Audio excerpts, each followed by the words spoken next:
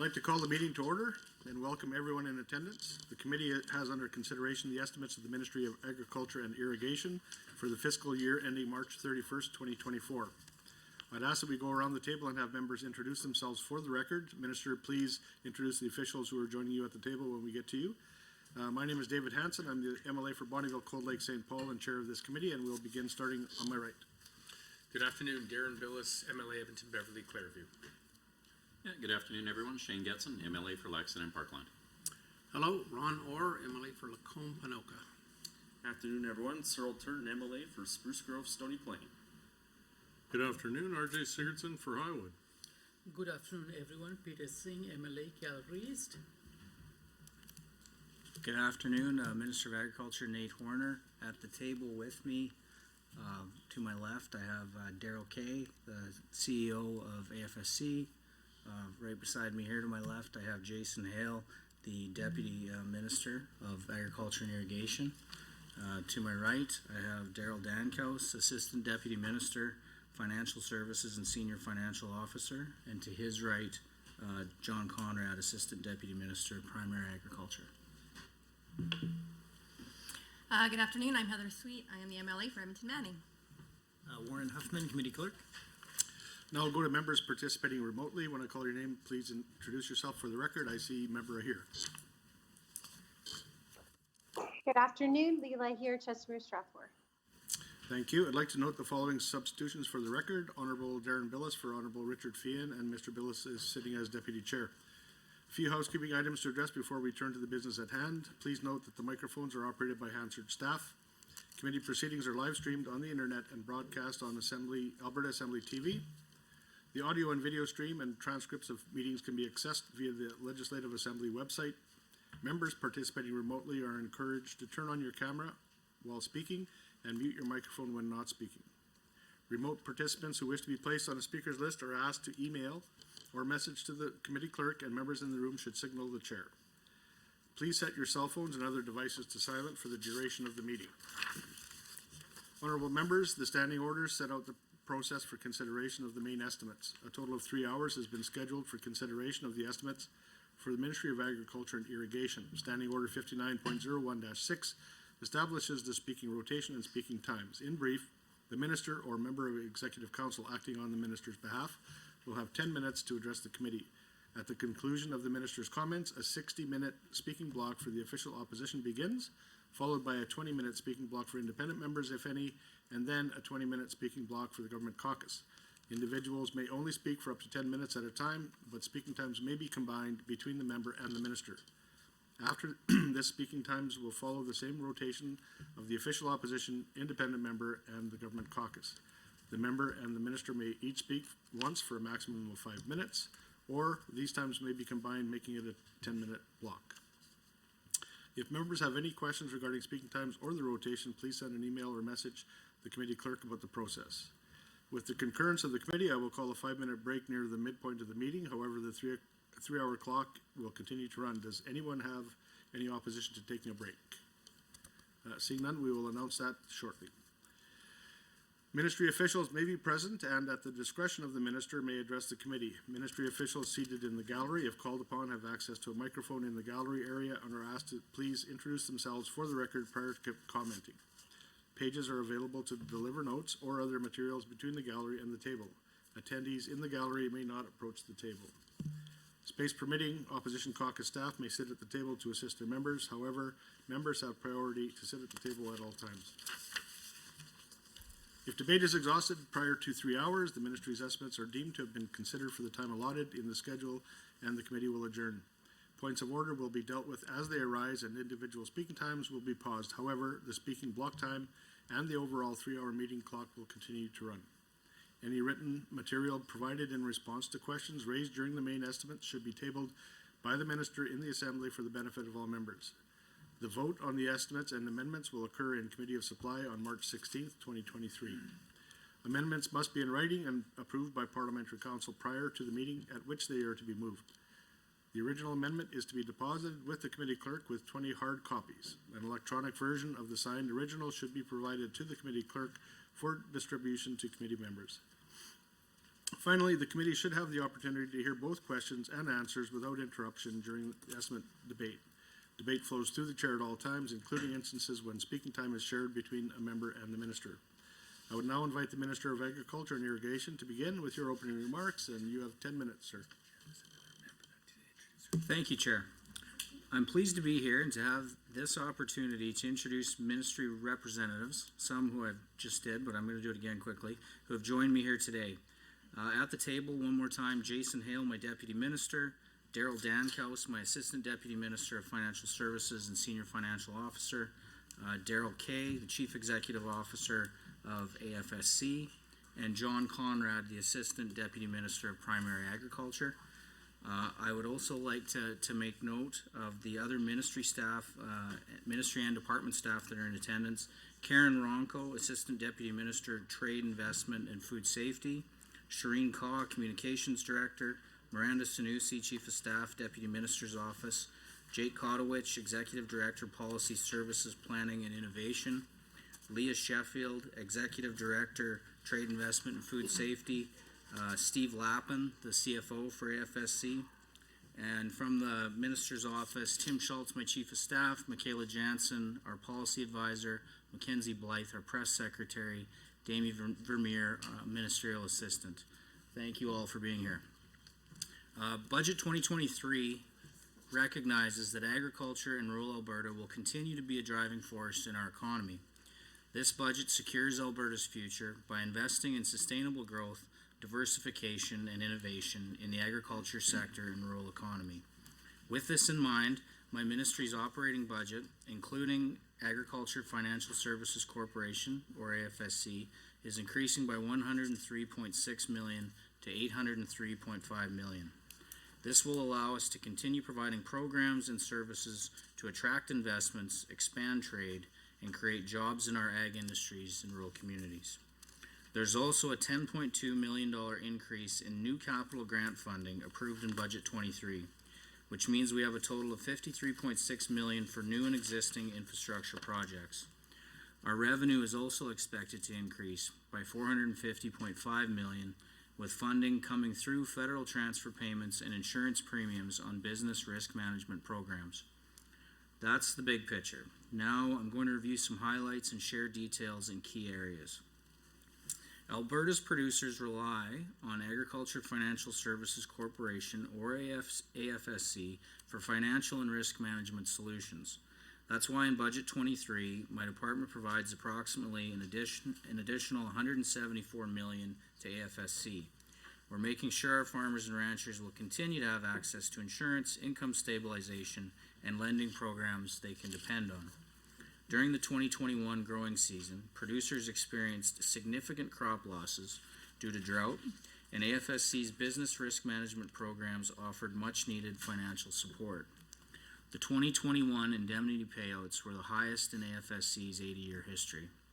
By comparison, the 2022 crop yields were above the 5- and 10-year averages across the province.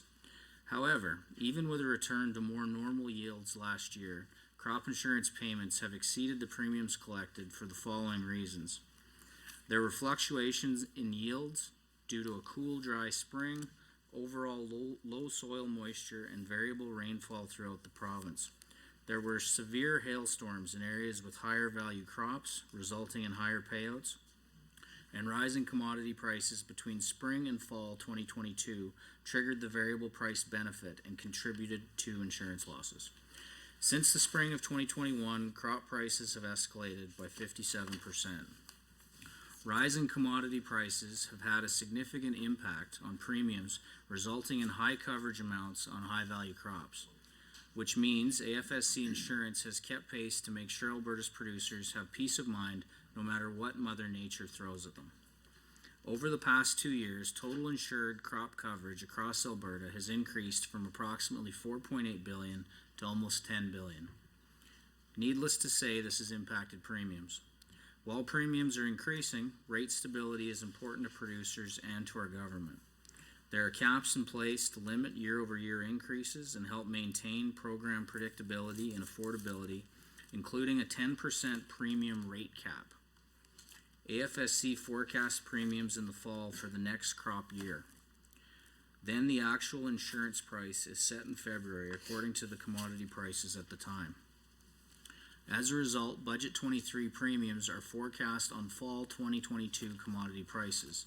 The 2023 premiums reflect the impacts from the drought in 2021 and the fact that more producers are participating in AFSC insurance programs. Considering this, we made sure AFSC's budget included a $61.4 million increase to ensure producers have an affordable and sustainable insurance program. So when the next drought or massive hailstorm strikes, there will be appropriate funding to support Alberta's producers during challenging times. In Budget 23, we're boosting Alberta's advantage through a new agri-processing investment tax credit. Our goal is to have the most effective toolkit to attract large-scale investments and grow our agri-food industry. To be eligible, corporations must make a minimum capital investment of $10 million in value-added agri-processing in this province. If requirements are met, they will receive a 12% non-refundable tax credit. Creating the right conditions for the agri-food sector to do business in Alberta promotes investment and allows us to compete globally. My ministry is also key in government's priority on rural economic development. To keep the momentum going and provide rural Albertans with more economic opportunities where they live. Budget 23 allocates $4.6 million in new funding from agriculture and irrigation to implement the Economic Development in Rural Alberta Plan that we announced late last year. The plan spans 5 years and focuses on improving infrastructure, building capacity, and supporting labor force development, entrepreneurship, marketing, and tourism in rural Alberta. This year, we're also moving forward with the new 5-year Sustainable Canadian Agricultural Partnership, or Sustainable CAP. This is a $2.5 billion cost-shared federal, provincial, and territorial agreement to support the ag sector's continued growth, innovation, and prosperity. As for Alberta's share of the funding, Budget 23 provides $58.5 million for the first year of Sustainable CAP. This investment includes an additional $5 million to develop and implement the Resilient Agricultural Landscape Program, otherwise known as RELP, to support carbon sequestration, adaptation, and other environmental co-benefits. At this point, I'd like to also highlight our ongoing commitment to improve Alberta's irrigation infrastructure. We know how essential the irrigation network is for farmers, ranchers, food processors, and communities. It provides much needed water for ag production, and it helps create good jobs and recreational activities for Albertans to enjoy. Budget 23 allocates $49.9 million, an increase of $6.7 million from last year, to continue expanding and modernizing the irrigation network. When it comes to managing and maintaining provincial water management infrastructure, we are taking a whole government approach so the ag industry, municipalities, and industrial users have a safe, reliable water supply. Budget 23 maintains $20.8 million for my department to operate Alberta's water management infrastructure. It also provides $5 million in capital funding to assess the feasibility of building the Airmore Dam and reservoir on the Bow River to improve water management in the South Saskatchewan River Basin. Now I'd like to highlight our ongoing support for agricultural societies. We understand that rising costs have put pressure on their volunteer-driven organizations. Budget 23 maintains $11.5 million in stable funding for the Agricultural Societies Grant Program. Budget 23 also provides an additional $2.5 million in new capital grant funding to support ag societies in maintaining, upgrading, and renovating facilities they operate. We also recognize that rising costs, emerging pests, and increased workloads have put pressure on agricultural service boards, or ASBs. We appreciate that ASBs are key partners in pest and weed surveillance, helping to maintain assurance and market access for our ag products. Budget 23 supports the important work they do by providing $11.9 million, which is a $3 million increase. One final highlight from Budget 23 is our ongoing funding of RDAR, or Results-Driven Agriculture Research, to enhance our $37 million annual commitment.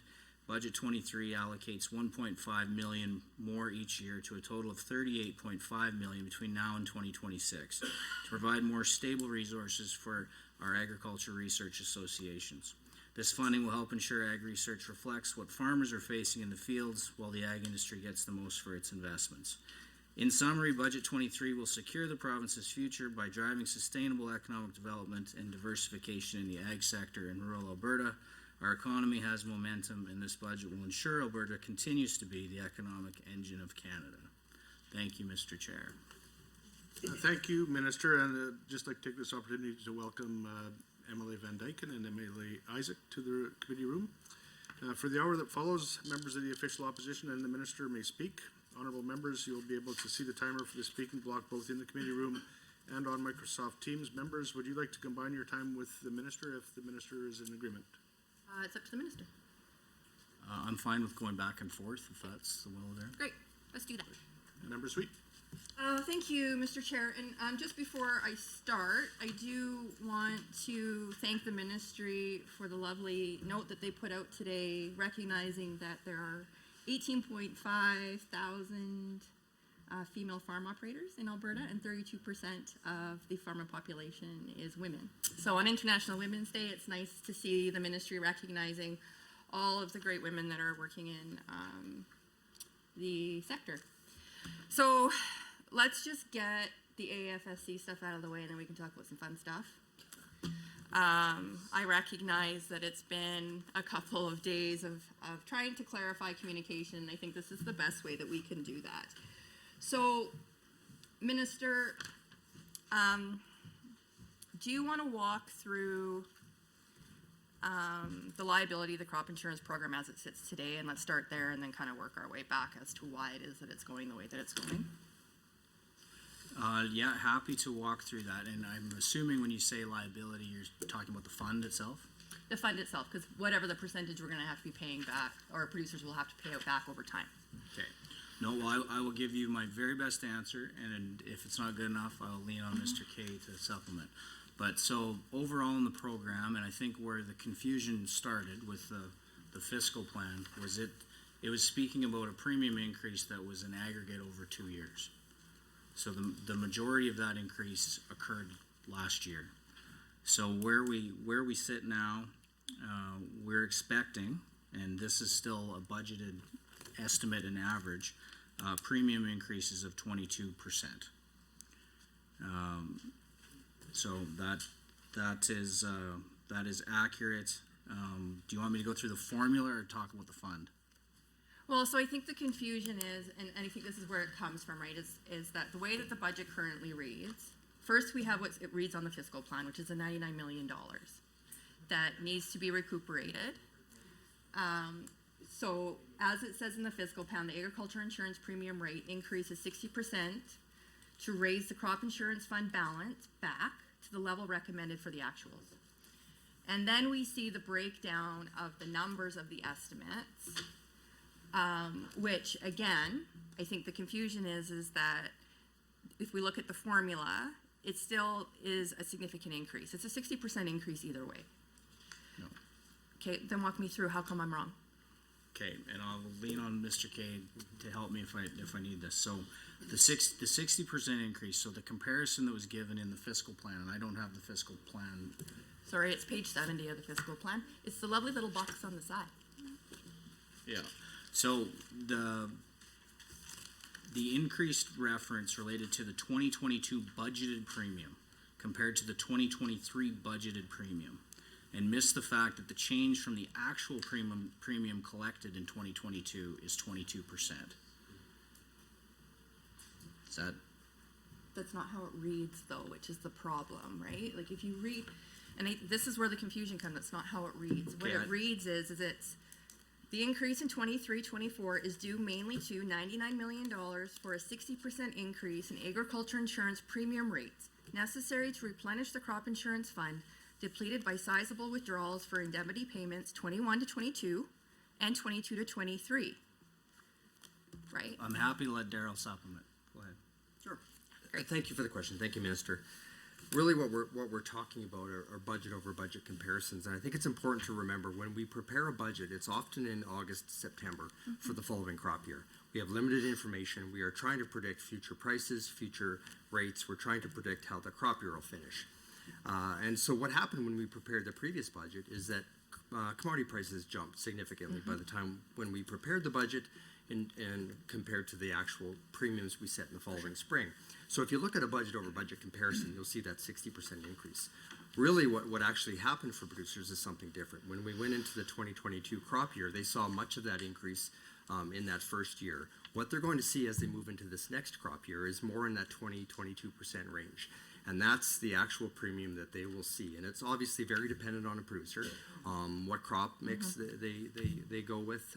It'll depend on their individual experience, but it's going to be much lower than that 60%. We expect it to be in that 20 to 22% range for an average producer.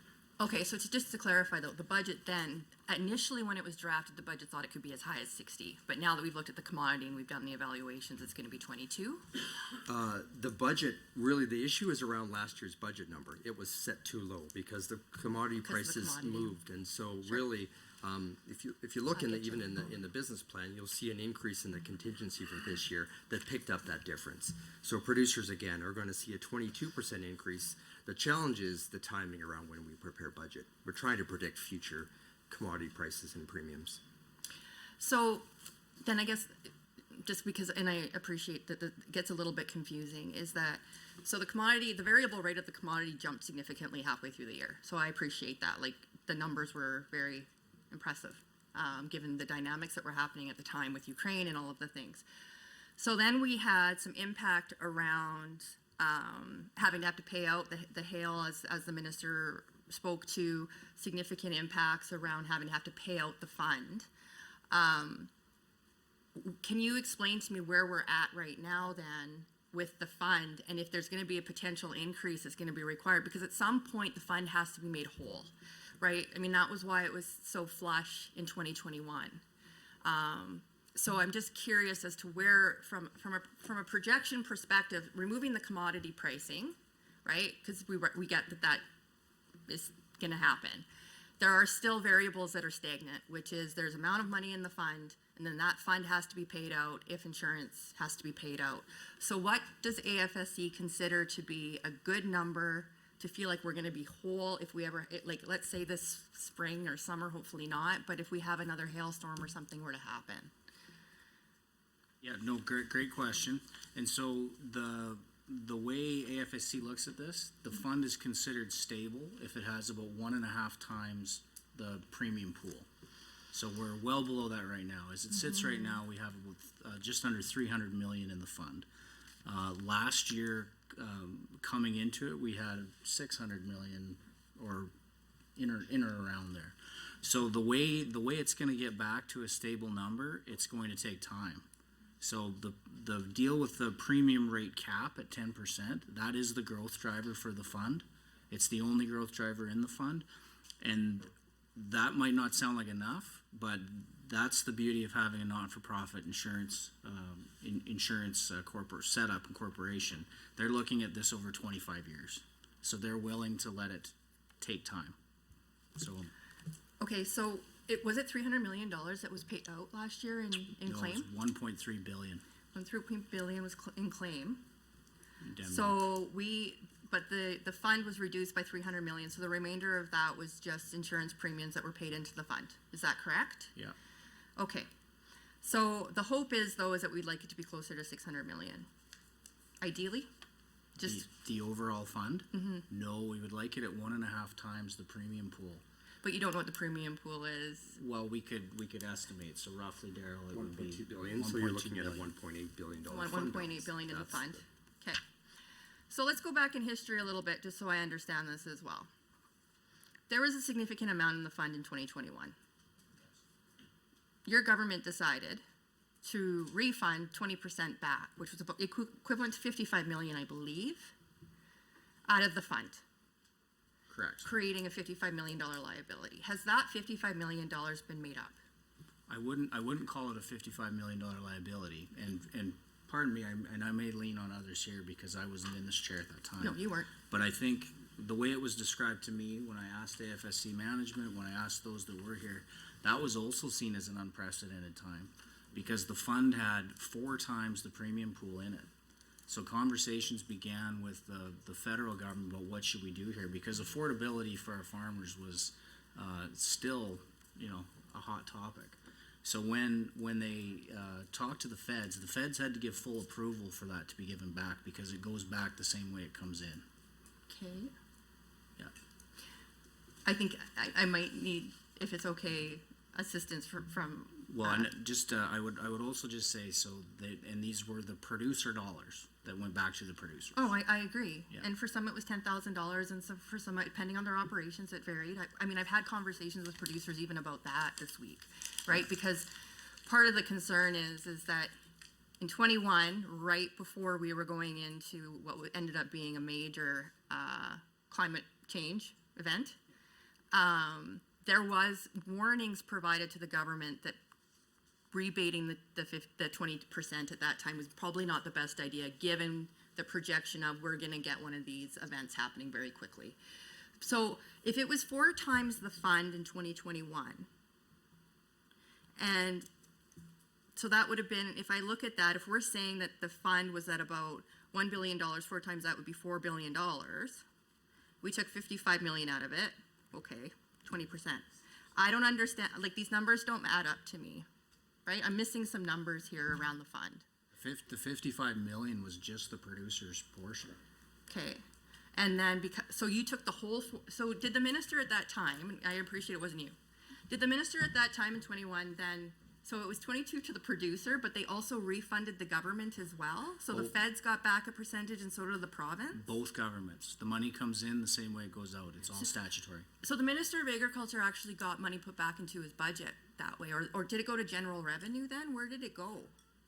I would assume Reduce the funding. reduce the Yeah. reduce the amount we had to fund. Right. Where did it go? It reduced the amount that we had to fund. Right? Oh, so you robbed Peter to pay Paul, in a way. Okay, I get it. So instead of, like, for example, this year. Well, I think you're looking at it wrong. If you don't mind. No, that's fine. The partnership's the same both ways. So I think farmers appreciated the support in that year. It's a 25-year process to build the fund back. The feds, who have an amazing climate team and pricing team, were on board with it. It was a 1 in 80-year event. So I don't, I mean, the decision was made by the government. I think that the part that I find really interesting around it is that, so the $55 million, that went back to the producer. What was the amount that went back to the government? It would be on the 36, 24, 40 composition. So 36% to the feds, 24 to the province, and 40 from the producer. Sorry, 30. It also had, I should mention, the benefits of that, of going that route to the producer was the amount of new uptake we had right before the 1 in 80-year event. No. And I think that part's great. So what I'm trying to establish, though, is that, so a percentage went back to the province in 2021, which basically they didn't necessarily have to pay, or they used that money to pay into the fund to protect the upcoming year. No different than you're saying right now that you're investing, sorry, I took notes while you were speaking. 60, what were you saying? $61 million is what the province is putting into the fund this year? And then you're also collecting on top of that what you suspect is going to be closer to 99 million that's on premiums from the farmer. So the 61 million is the province's portion. The 61 is the province's portion. Like, if you had a line item, I'll help you here. No, this is what you said when you're in your notes when you were speaking, when you started your speech. 61 additional. Your opening comments, Minister. Oh, yeah. 61 million additional. So that's This is the total. 368 million. 368 million you're putting in. Grant from the department. If you look at page 40, line 5.1, under insurance.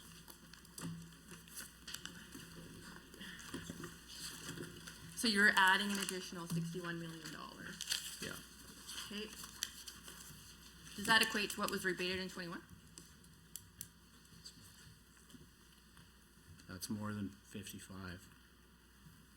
Well, 55 is what went back to the producer. Mm-hmm.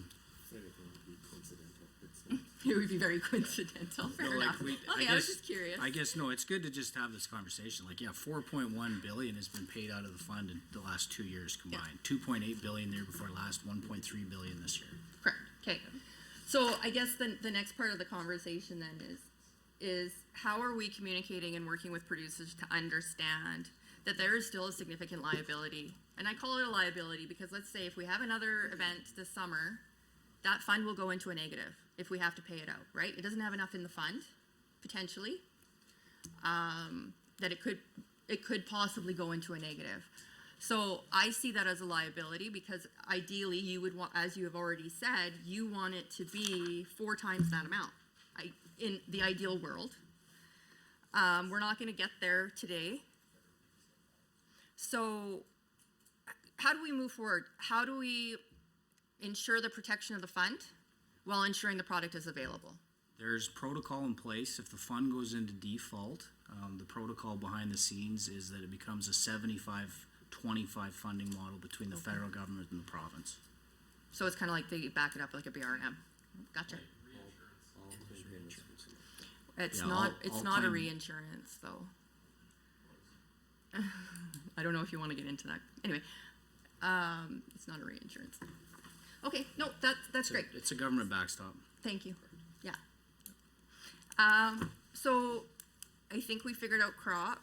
22% is the actual to the producer. The rest is the remaining for between the share of the Fed and the provincial governments for a total of a 60% increase overall.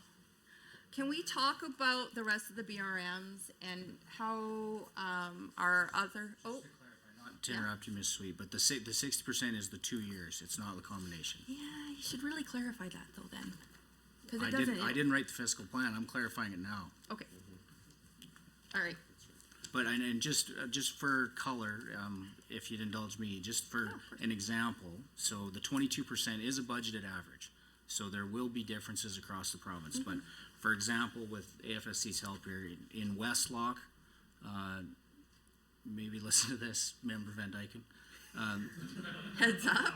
Oh dear. A mixed farm of 2,800 acres, and I don't know the actual composition of wheat, barley, canola.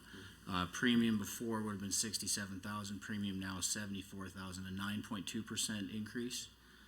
Stettler in my riding, 2,100 acre farm, 47,000 to 56,000, or 19.6% increase. Strathmore, 1,750 acre farm, 89,000 to 112,000, or a 26% increase. So the 22 is an average, but it will be different for every farmer and the different risk ratings across the province and their And then the composition of commodity. crops. Yeah. Yeah. And I appreciate the commodity. So if we look at last year, which was the 38% increase last year, and then the 22% increase this year, 60% over 2 years. So you've increased crop insurance by 60% over the last 2 fiscal years. The commodity prices have increased it. Higher coverage. Yeah, okay. Yeah. Okay, Which, I don't mean to interrupt That's you, but okay. it aligns very closely with the 57% increase in commodity values. Like, that's how close the alignment is. And participation went up by 9% in acres over the last 2 years. and hopefully it continues to go up. Like, I Yeah. think it's in everybody's best interest. Thank you to do that. Let's talk about livestock sector a little bit. Because clearly,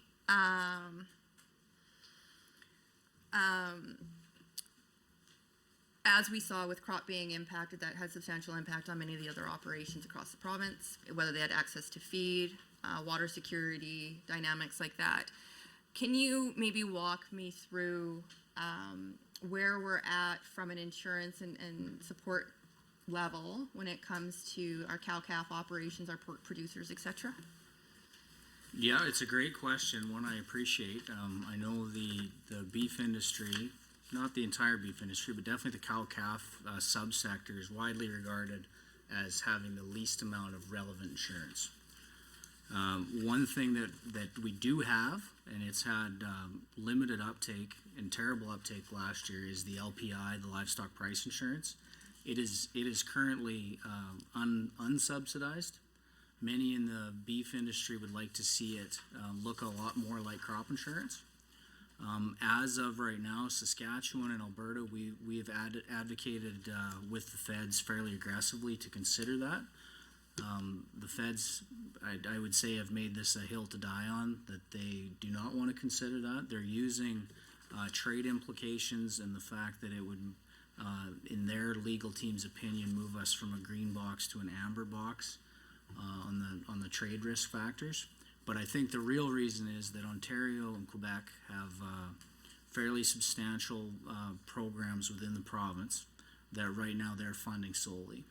And if the feds were to move in this direction, they know that they would have to pick up the cost of Ontario and Quebec's programming. But I should say of note, the livestock price insurance, or LPIP, is being used. The feedlot sector is being able to use it more effectively than the cow-calf. But interestingly, right now, my deputy minister was just looking at it. You can insure a 6-weight calf for October for $3.14 a pound at the highest premium rate at about $54 a head. So that's $1,884 a head for October, which for those of us that were aware of the pricing last year, that would be about a $500 a head increase. But that's where the market is. It's at historic highs now and projected to move further. Back to your main question about what else are we doing, a lot of the FPT conversations with the feds also centered around trying to improve ag stability, the idea that ag stability could be made to work for the cow-calf sector. So we have made some improvements. I know you were an advocate for increasing the compensation rate from 70 to 80%.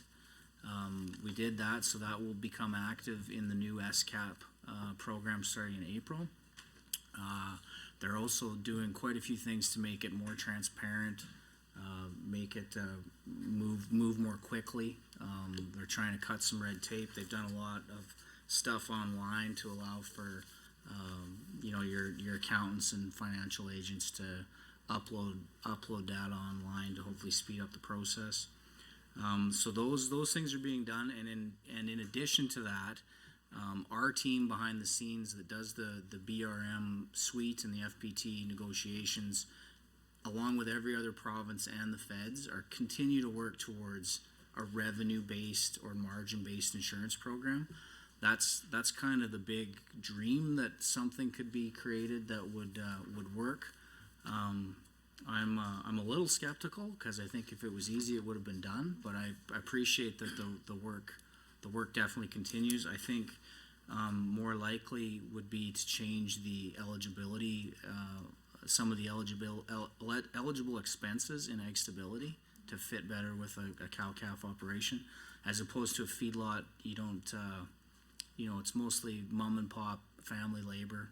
You don't have the same level of expenses that a feedlot would use. So some of those changes are widely considered that they would help a lot. Yeah, and I think I agree that the concern that I have, and I appreciate, the feedlots are set up in a way that they are, is that when we look at the cow-calf operation and we look at, the cull that had to happen during the drought, we are now rebuilding in North America. We're also potentially rebuilding in Australia, and there's definitely impacts that are happening around the rebuilding of the herd. And I'm hearing from producers who are saying, it's getting to the point where it's so expensive, and I don't know if the insurance is going to cover my costs if something were to happen to me, that I want to go, that it almost makes sense for us to go to a feedlot, right? Like they're worried that feedlots are going to take over the family operation, is some of their concerns. And so I guess I'm curious as to if there's a strategy by the province around the cow-calf operations, and if there's strategies or policies or anything. I know there was supposed to be a beef study that was going to come out, but it was supposed to be out last week. It hasn't come out yet. But if there's, are there things that we're doing to help support the local family cow-calf, so that we're not in a place where all of a sudden we're all big feedlots? Like, there's nothing wrong with feedlots. We need the meat, but I just want to make sure we also keep our family farms. No, I very much appreciate this line of questioning. It's very, very close to home. But I'd say we're not rebuilding yet, but that'll be hopeful with historic pricing. But historic pricing will help in that regard. That's the cycle we have to get through. Yeah, the USDA cattle inventory numbers. This is the smallest the mother herd's been in the U.S. since 1962, when they had about half the population, and our numbers are very much in line with that. Some of the things that we see, are a little, will be a little hard to avoid, I would say, unless the federal government wants to change how it looks at some of its policies. I'd say around the carbon tax specifically. There's a desire to protect grasslands. Right now I'd say there's some private markets that are doing some neat things with ecological goods and services and putting a value on biodiversity and protecting the grasslands. But we're losing, I think the number I remember from this summer was across the western provinces about 147,000 acres a year. Some of that's turned over grass to farmland and urban sprawl. But I think until you put that value on, or the price of cattle comes more in line with the opportunities in farming, since canola's taken off, it's been 20 years in one direction basically. So high prices will help a lot of this. The feds are trying, should give them some credit for the off-calf program. The RELP program that's built within our SCAP funding is also supposed to help in that regard.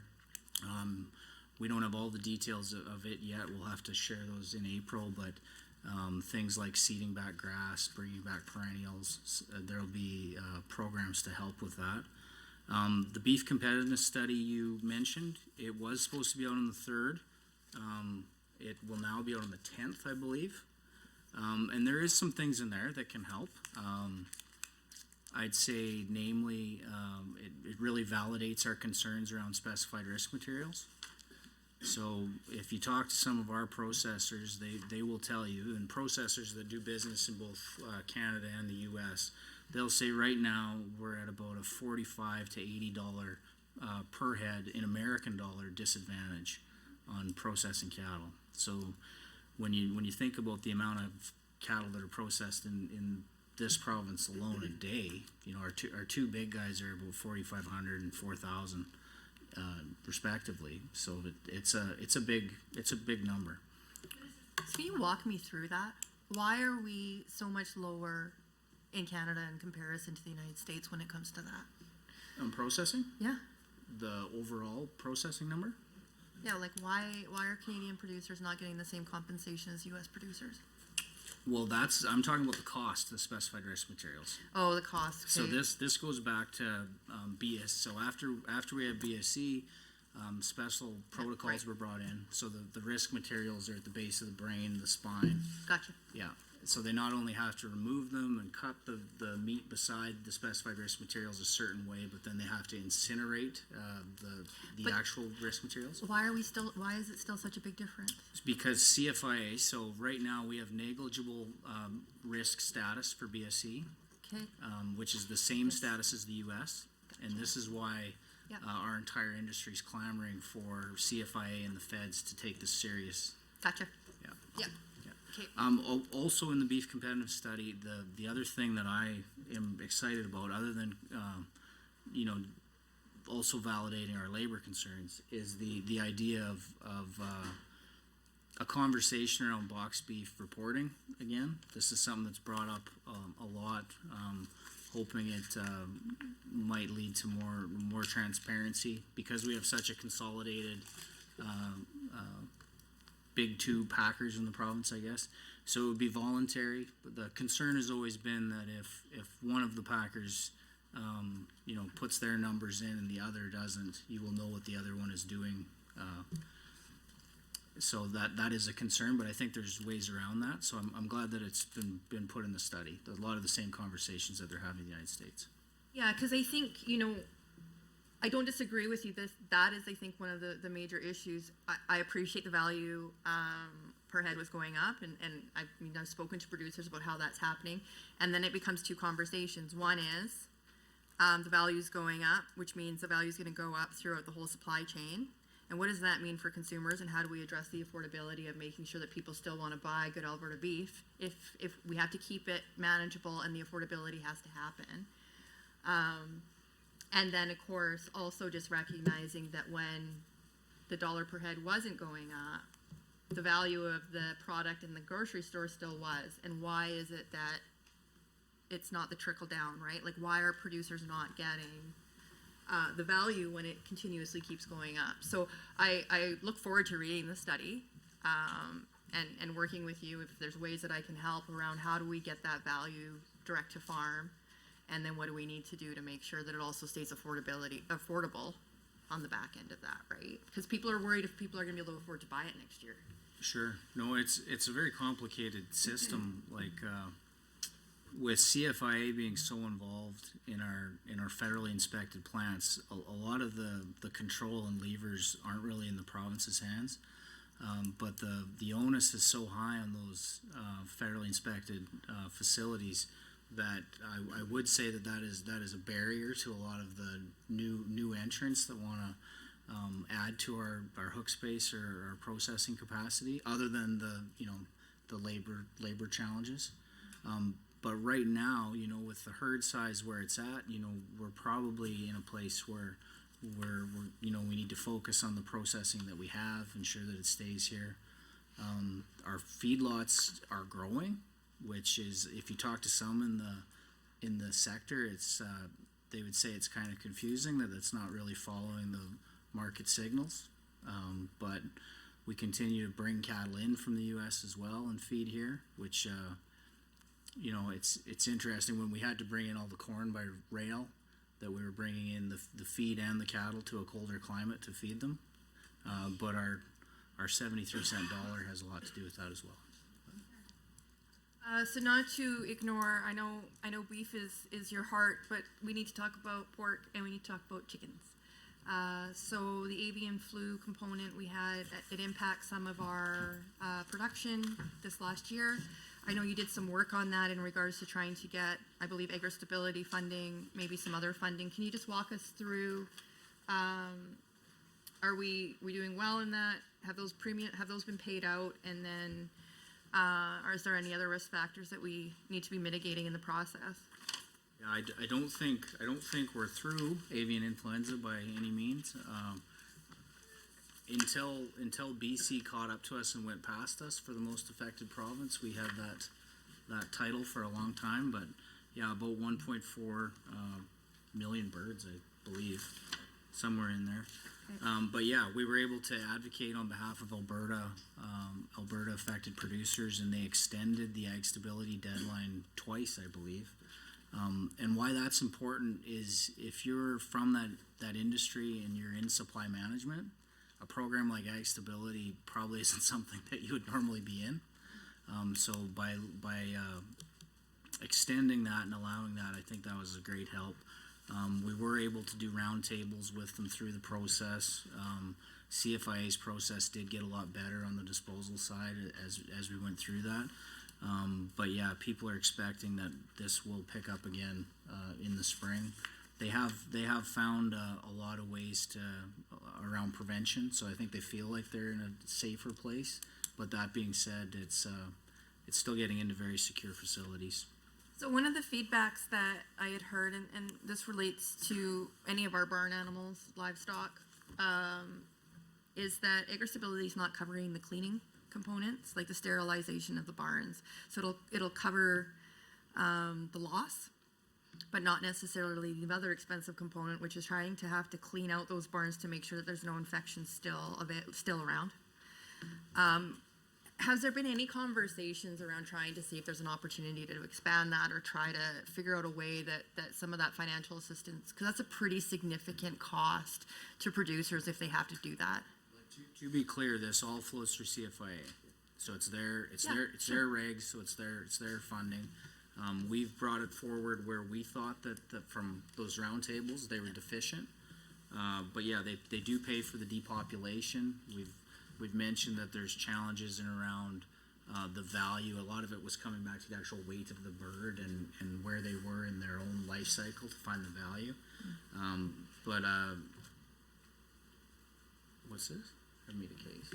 Oh, we did also ask on their behalf to look into an assessment of if all of the criteria and the values beside them were accurate.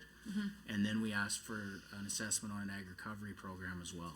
That was denied, but we'll continue to make sure they hold up to their numbers, I guess. So there's currently no program then that really covers the requirements by CFA when it comes to sterilization or cleanup. They are paid for a lot of that. There were some challenges in the beginning. They had some weird rules where you had to hire it. It wasn't as easy for them to do it themselves. Then once they found that they were getting behind, I think they made some adjustments. So Okay. I think we're getting through it. I should also say, you know, Alberta really punched above its weight on the testing. So after the floods in BC, Abbotsford lost its lab. We were trying to pick up the slack for BC as well. And that testing is, right now it's only able to be done in Lethbridge or the labs here in Edmonton. But as you can see in our capital plan, somewhere here, there's about 1.2 million for the U of C that'll flow through advanced education. That is for diagnostic lab capital. Won't immediately impact the avian influenza testing, but the idea is to create more capacity in the province. We have enough techs, probably more techs than veterinarians at this point, to be able to do that. The U of C research, Yeah, and the lab testing. well, they asked for the money for the lab. I'll have to get back to you on if they know how to run it. If it will create jobs. Okay, fair enough. Yeah, more testing. That's right, Jason. More testing will be able to be done in the province as opposed to sending Sure. it out to Manitoba. And, So we'll have the staffing capacity to be able to do that, would be the 100%. understanding. Okay. Thank you, Minister.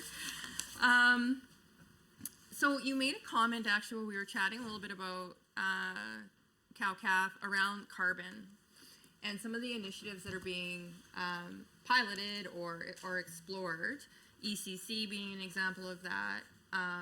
But also the Western Stock Growers Association was looking at doing a carbon market, and they had piloted that, I believe, with assistance from your ministry. Is that correct? Was it funded through you?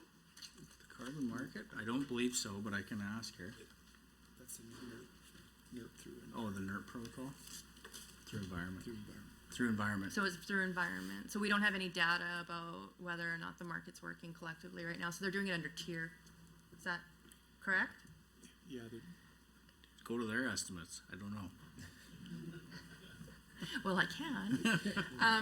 The reason that I'm bringing it up is that we're also seeing, one of the major input costs obviously was fertilizer. Some of the pricing around fertilizer has gone down, but there's been some really interesting initiatives being taken by some of the fertilizer companies in regards to creating carbon markets to try to give that value back to the local producer.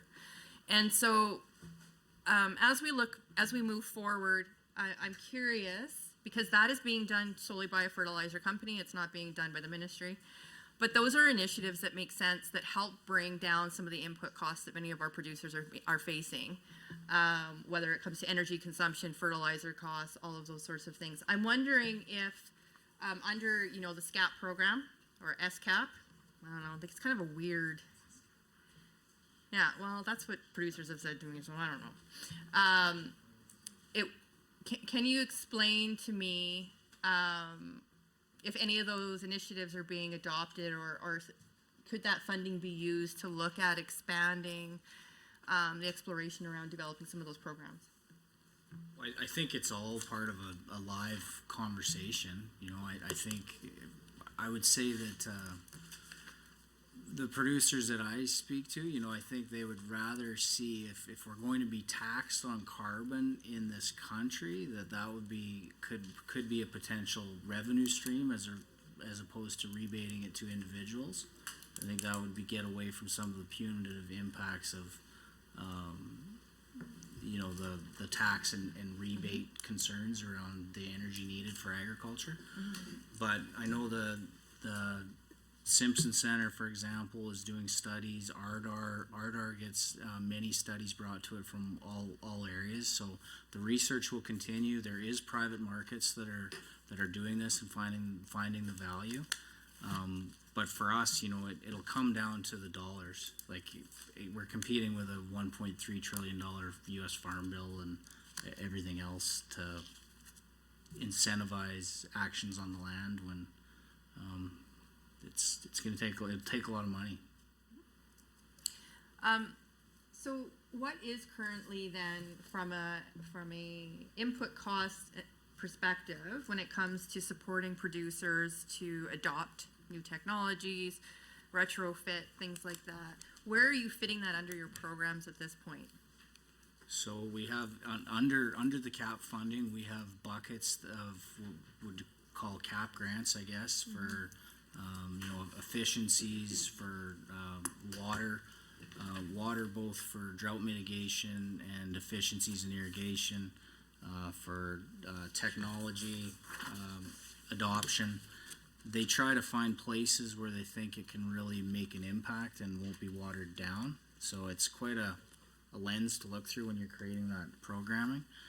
But all of those buckets, although they will be tweaked a little bit, they should probably see increases with this increase in the S-cap as opposed to cap.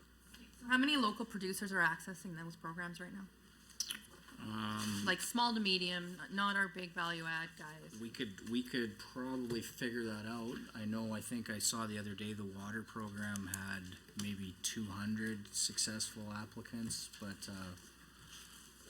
there's 9 million, also 9 million in the off-CAF program that's being delivered through Ardar, flowing through the feds. So producers are just kind of getting into this. I know the Ag Research Associations are going around the country showing them what can be found in this program. There's some good programming there. Okay. So right now we're saying about 200 local. That was just for the one bucket. I would have to get Okay. back to you on the total cap bucket amounts. Okay. So anything looking at, so, you know, one of the pieces around, yeah, I mean, if this go is ahead. quick enough for you. Sure, So absolutely. on the farm efficiency theme, which includes water, efficient grain handling, and farm technology programs, approved 4,463 applications for a total of 71 million, or 35% of all approved cap dollars. 540 grants valued at 55.7 million were approved for the growth and value added activities.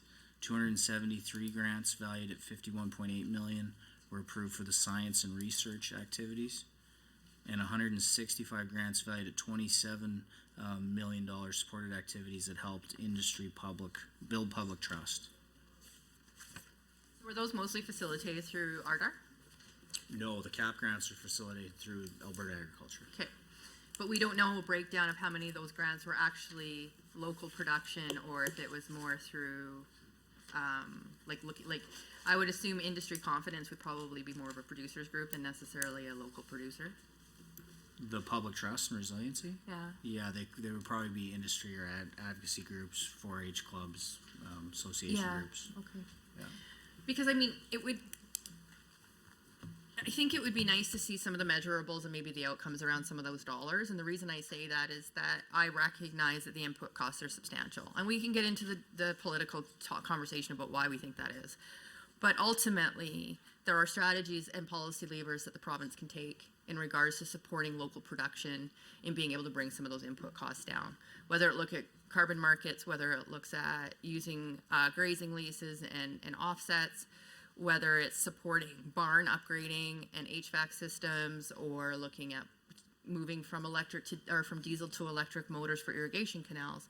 There are opportunities there that will help bring down a variety of different costs associated with the energy file, and some of the other conversations that are happening in other areas. The supply chain issue, I mean, we can get into that later, but I would be curious with the amount of money that's going out. I would like to see that going to local producers, right? Like, I would like to make sure that money is actually doing the work and making sure that we are bringing down those input costs. So, I mean, I would like to see that as part of the outcome measurements, because I've looked at the outcomes, and I think the tools are there, it's just whether or not they're specific enough to say that it's going to actual, like, local production. If we're looking, if you don't mind me jumping in. No, of course. If we're looking at the program types under SCAP, so we have the on-farm value-added piece, that's targeted for primary producers. We have the value-added piece, which is value-added agriculture. Emerging opportunities, which is value-added agriculture. And we're gonna have even more of a surgical look at value-added agriculture with bringing in the credit, or when we bring in the credit, because this will be a big piece for those value-added opportunities that are under the credit threshold. The efficient grain handling is primary producers. The farm technology is primary producers. The water bucket is for primary producers. Accelerating agricultural innovation is sector-wide. And then the RELT program that's coming in will be primary producers. And so the lens that they look through to get us here is where was the most bang for the buck. So the efficient grain handling, they thought it had a lot of societal benefits to move that way. And the water efficiency, specifically with the irrigation dreams of the province, we can go a long way and save a lot of water by moving to low pressure systems. And we're going to put a heightened, I'd say a heightened awareness around the water bucket this time around for wells and drought mitigation, considering what we went through in 2021. Okay, let's talk about the tax credit. I think it's something that I strongly recommend. It's written in my paper. Thank you. Yeah, it's one thing we agree on. Well, we agree on lots of things, but the concern about the tax credit, because again, I spent a lot of time also writing our value-added paper, and so. I haven't read yours. Well, that's too bad. I know I gave it to your administrator to read. Okay. Anyway, and so a lot of the comparisons are between Saskatchewan, and you know, they were able to get crushing plants and many things in Saskatchewan at a much quicker level. Part of that has to do with red tape reduction. But the big part about that is that their thresholds are very different than the thresholds you've set. So under your government right now, it's a threshold of $10 million for 12%. Correct? Yeah. Small and medium-sized egg producers are saying that's extremely high to be able to access, and they're curious if there's going to be an amendment or any type of opportunity fund under this tax credit for smaller to medium-sized, like agri-food people, or looking at agritourism opportunities, those sorts of things, because they won't be able to get to the 10 million threshold to be able to access this 12%. Now, the other thing that's been asked of me is that in Saskatchewan they have it as a level, so it's 12%, 15%, and then 40% tax credits. And it's $10 million threshold for 12, it's a $400 million for 15, and then $600 million for 40. Could interrupt you. I think it's even more substantial than that. So Saskatchewan, they doubled down in the spring. So it's 15% to 400 million. It's 30% from 400 to 600 million, and it's 40% over 600 million. Okay, I was close. I missed one. But now that I'm talking, because we're going back and forth. The comments around the threshold, I would just say, so for Saskatchewan's $10 million threshold, and Yeah. that was a large consideration in how we picked ours. So their threshold is 10 million in eligible expense. Mm-hmm. Ours is 10 million in a capital investment. It doesn't have to be 10 million in eligible expense. So that does help a little bit. So if a project in Alberta is at 10.5 million capital, but it's only say 8 million in eligible expense, it still fits, where it wouldn't in Saskatchewan. So it's a little more flexible at that level. And I would just say that we're confident that by keeping that level and using in a more focused way some of the other investment tools we have, like the emerging opportunities grants that are under cap, and the investment growth fund that used to be under Jobs, Economy, Northern Development, but now it's under Trade, Immigration, and Multiculturalism. We think that those programs will get more of that business, and they're stackable. So I know in about 2 years ago, when the Investment Growth Fund was rolled out, it was all ag-related investments that were able to land those. A lot of it was, vertical farming and the like around the province. So we're confident, but it's something we will watch. If something's slipping through the cracks, then an adjustment can be made down the road. But we think that those other two tools can fill in the gaps for those smaller operations. Thank you, Minister. I'm actually going to see if my member from Beverly Clareview wants to clarify some of those, because he knows that file quite well, actually. Yeah, great, thanks. No, appreciate that. So, Minister, the Saskatchewan's got the scale where it scales up for the larger projects. I'm just curious, did you feel that we didn't need that for the larger projects, or that they weren't kicking tires here, or is this more of a trial to start with the 12%? I mean, I appreciate your explanation of eligible expenses versus just the overall capital investment. Appreciate that, but why not a growth or a sliding scale as well for the size of an investment? No, it's a good question, and it is something we definitely looked at. I thought, if you want to go into this aggressively, we should go into it aggressively. We've been through this with Treasury Board for over a year, so we did our analysis. Treasury Board did theirs. Because of our flat tax rate, they didn't think it was necessary, and the analysis that they did on Saskatchewan's credit, a lot of that 40% sounds quite large, obviously, but a lot of it, I'd say, is somewhat of a bluff. It takes an extremely profitable company to be able to recoup all of those credits in a 10-year window. We have the same window that they do, so we're confident that the 12% is a winner for us. Not even just leveling the playing field. We think it's a winner when you consider all of our other broad advantages, from no sales tax to lower corporate tax, when you do the math. And if you'd indulge me, I would also just say that by Treasury Board officials' math, they believe that this will have an 8% return on investment, even in the early days when all the numbers are baked in. And they believe that it'll bring in about a 35% or between 30 and 40% in incremental investment. So those are the assumptions that are baked into the ROI and the repayment. Yeah, great, thanks.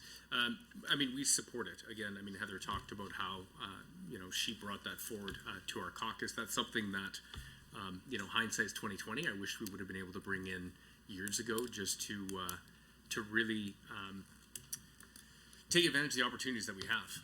And I think value-add ag is a significant one. So appreciate that. I probably will come back because I do want to talk about the trade side, which is what I'm very fascinated with. But before I jump over there, I'm assuming that your ministry works with, or hopefully works together with entities like Alberta Innovates, which I get is in a different ministry, but I know that agriculture and ag tech is a priority of theirs as well. I mean, are there joint either partnerships or programs or ways that the Ministry of Ag collaborates with Alberta Innovates? Well, I know we're always in conversations with Alberta Innovates. They'll bring me in and want to show me what they think is applicable to our file. But most of it is honestly through ARDAR, probably. ARDAR's our vehicle to get into that agency. But okay, yeah.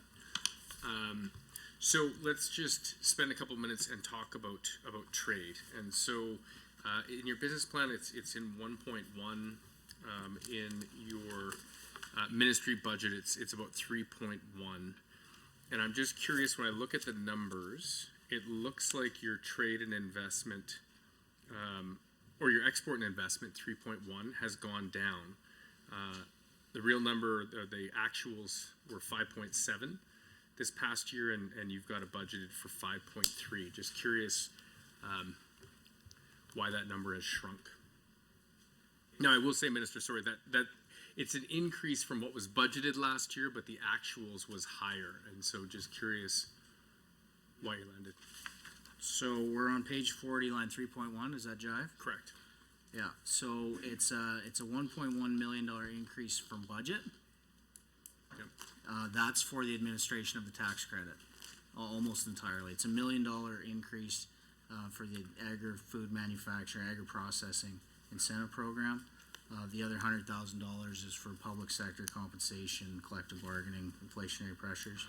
The $400,000 decrease from forecast.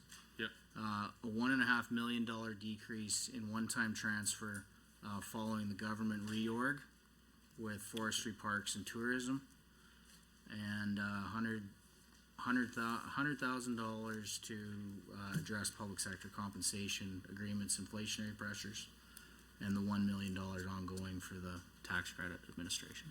Okay. And does your, thanks for that clarification.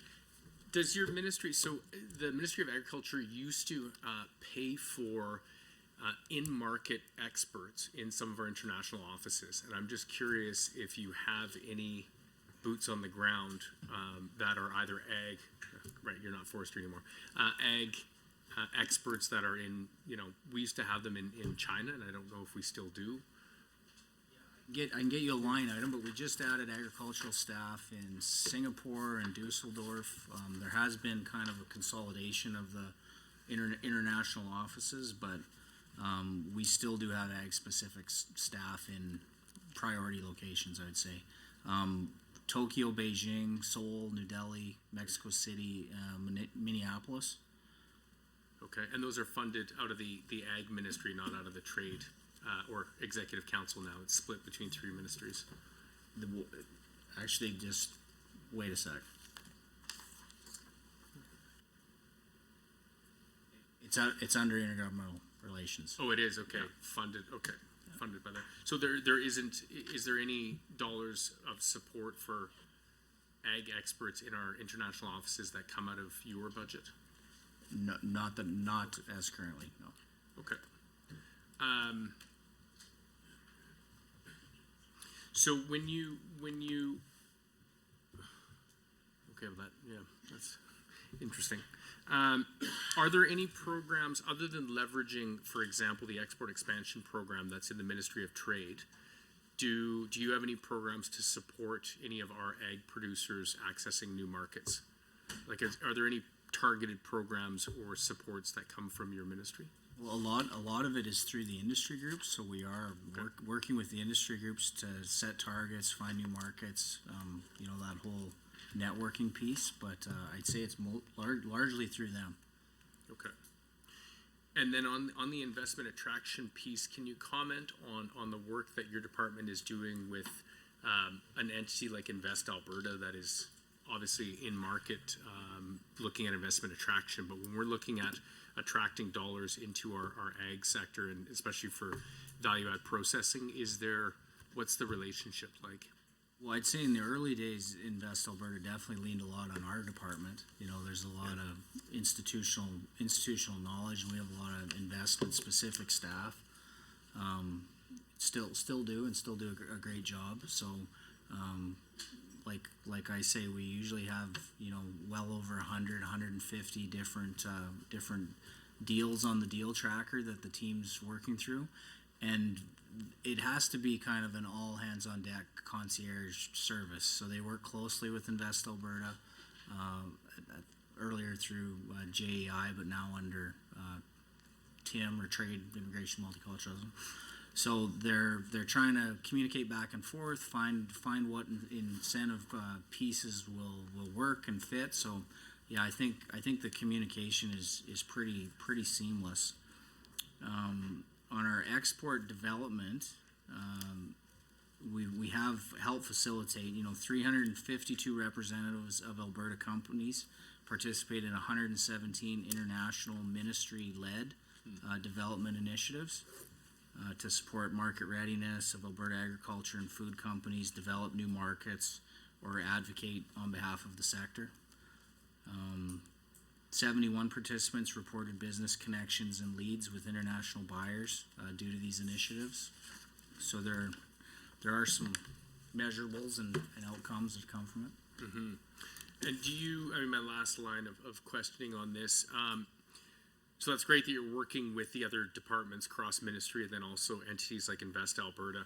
Do you directly work with any of the regional economic development agencies that also do work in the investment attraction space? I mean, my brain, and forgive me, goes to Calgary Economic Development and Edmonton Global, but recognizing, you know, that there are many EDAs, economic development agencies province-wide, especially in rural Alberta. Yeah, well, I know we've had a lot of conversations to try to make sure that relationship was strong between Invest Alberta and the REITAs, and there is funding in this budget for the REITAs. It's part of the 4.6 million for the EDRAP rollout. I think 900,000 of that was for the REITA top up. Right. Even though they're not under our ministry, that was part of the rural economic development plan before all of the reorg. So I think, yeah, we continue to have those conversations, or pardon me, 825,000, not 900,000. Okay. For the REITAs. So we facilitate where we can, even though it's not in our shop, but Yeah, no, that's great. I see and I should say that was one of the complaints we heard about Invest Alberta in Sorry to rural. interrupt, Minister, but thank you everybody for the very interesting conversation we've had so far. We'll now move on to the government caucus for 20 minutes of questions from the members. Would you like to combine your time with the Minister? Yes, please. And then following that 20 minutes, we'll take a quick break. So go ahead, sir. Thank you, Chair, and thank you, Minister. Just before I get started, I just want to acknowledge all the hard work that you've done on this file. I think it's really incredibly important to continue to build on agriculture, which is a very important part of our economy here in Alberta. And even this year, I had the opportunity, being on PEMWAR, to attend. They had their summit here in Calgary. And what I thought was that I wanted to share was, after meeting with PEMWAR and having a lot of our U.S. colleagues come up, food security, food stability, and food affordability was top. This was something that was really front and center. So moving forward with your agri-production tax credit, I think is incredible to bring that local production home. And really, it's a huge benefit both to the economy and affordability, but ensuring that we provide that. We are in the bread basket here, so I think a lot of people around the globe are looking to us to fill that void and make sure that it's there and stable. I got a few questions, kind of jumps around. I think I'll start a little bit on food inspection, which kind of builds on that food security end of it. On page 19 of your business plan, you have a key objective. 3.2 states the desire to implement programs to mitigate risks to food safety, animal and human health. And when I was looking through this, I noticed on page 45 of the estimates, under the line item titled Trade Investment and Food Inspection, I actually noticed a bit of a reduction in funding compared to the 2022-23 forecast. There's just a little bit of a reduction there. I'm just wondering if you can kind of explain what that's due to and where that's headed. Yeah, okay, great question. Thank you, Emily Sigurdsson. There's no decrease in the budget. I see, okay, a $2.7 million decrease from forecast. That's what you'd be referring to. So 2.5 million of that decrease is due to funding obtained through Labor and Immigration's Labor Market Development Agreement with the federal government. Funds will be used to provide grants to industry to address labor challenges in the agri-food sector. Grants will be delivered by Agriculture for Life to build awareness of agri-food related careers and support efforts to attract and retain workers in rural Alberta. But there's no decrease from budget. So in fact, there's a $2 million increase. Half of the increase is to support the implementation of the agri-processing credit, like the previous question, and half is going towards public sector compensation and inflationary pressures. Excellent. Thanks for that clarification. It's good to see that there is money going to build that talent and pool and staff needed to be able to support the industry. Next question on page 18 of your business plan, key objective 2.4 states the intention to optimize utilization of the agri-value processing business incubator to support growth and diversification in the agri-food sector. However, on page 41, line item 3.3, the 2023-24 estimate is roughly $1 million less. So I got just two questions related to this. Can you kind of explain how you're prioritizing the food and bioprocessing while there is a bit of a reduction in this area?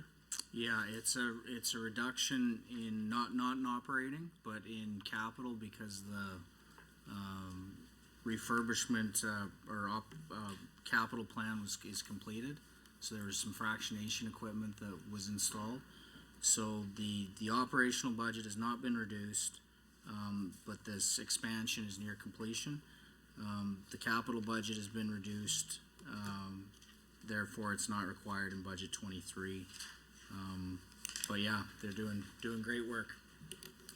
And just the second question to that,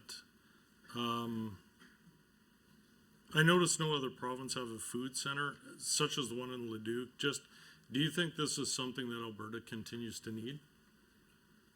Oh, I don't actually think that's accurate. I think almost every province does. I know BC doesn't, but we've had it since the 80s, I believe, and I think the outcomes are pretty amazing. I know a company there recently just secured a $50 million investment, and I think there was, forgive me, I probably have it here, developed over 78 new products and are currently working with 45 industry clients, and that's just in 22-23. So it's interesting if you talk to like the folks at the local farmers market and stuff that come in at that level and have a product. There's a real Death Valley to get it to where it's something that they can take to the next level. So I think the incubator is great at doing that. Many still don't make it, but many do. So I think it has a lot of value to the province.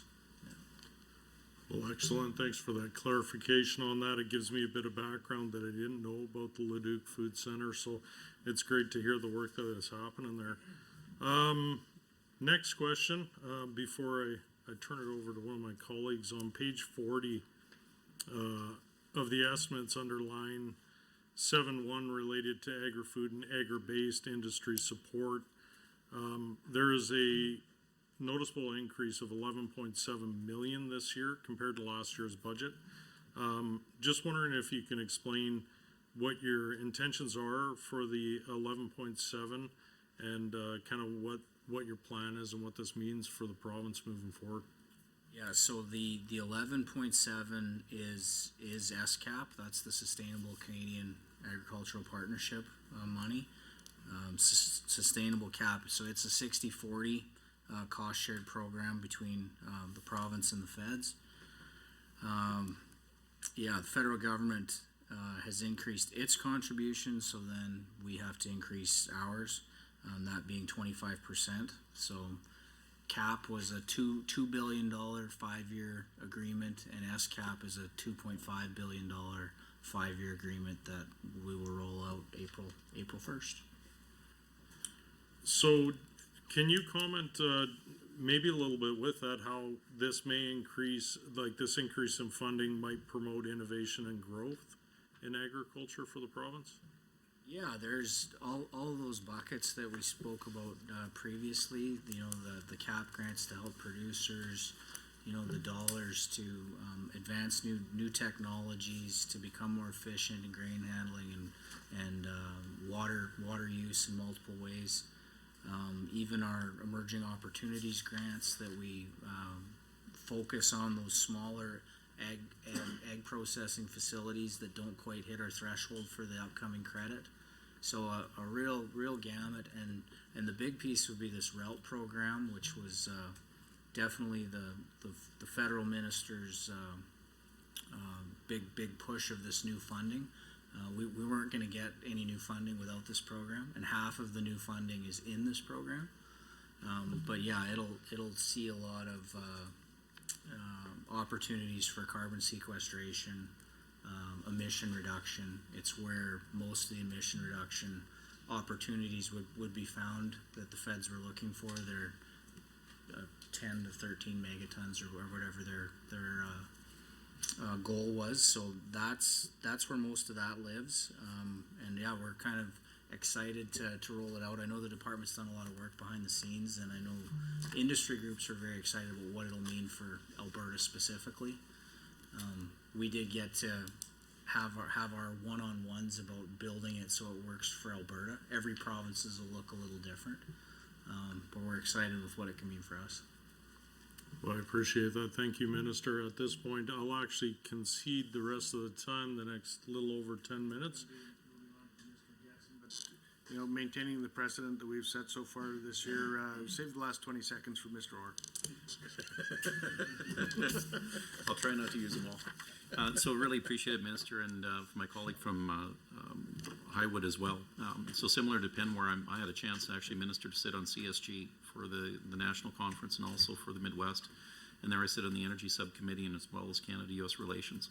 And there was a pervasive theme, and I'm going to share it with you because you know those parts of the country down there can be very colorful sometimes.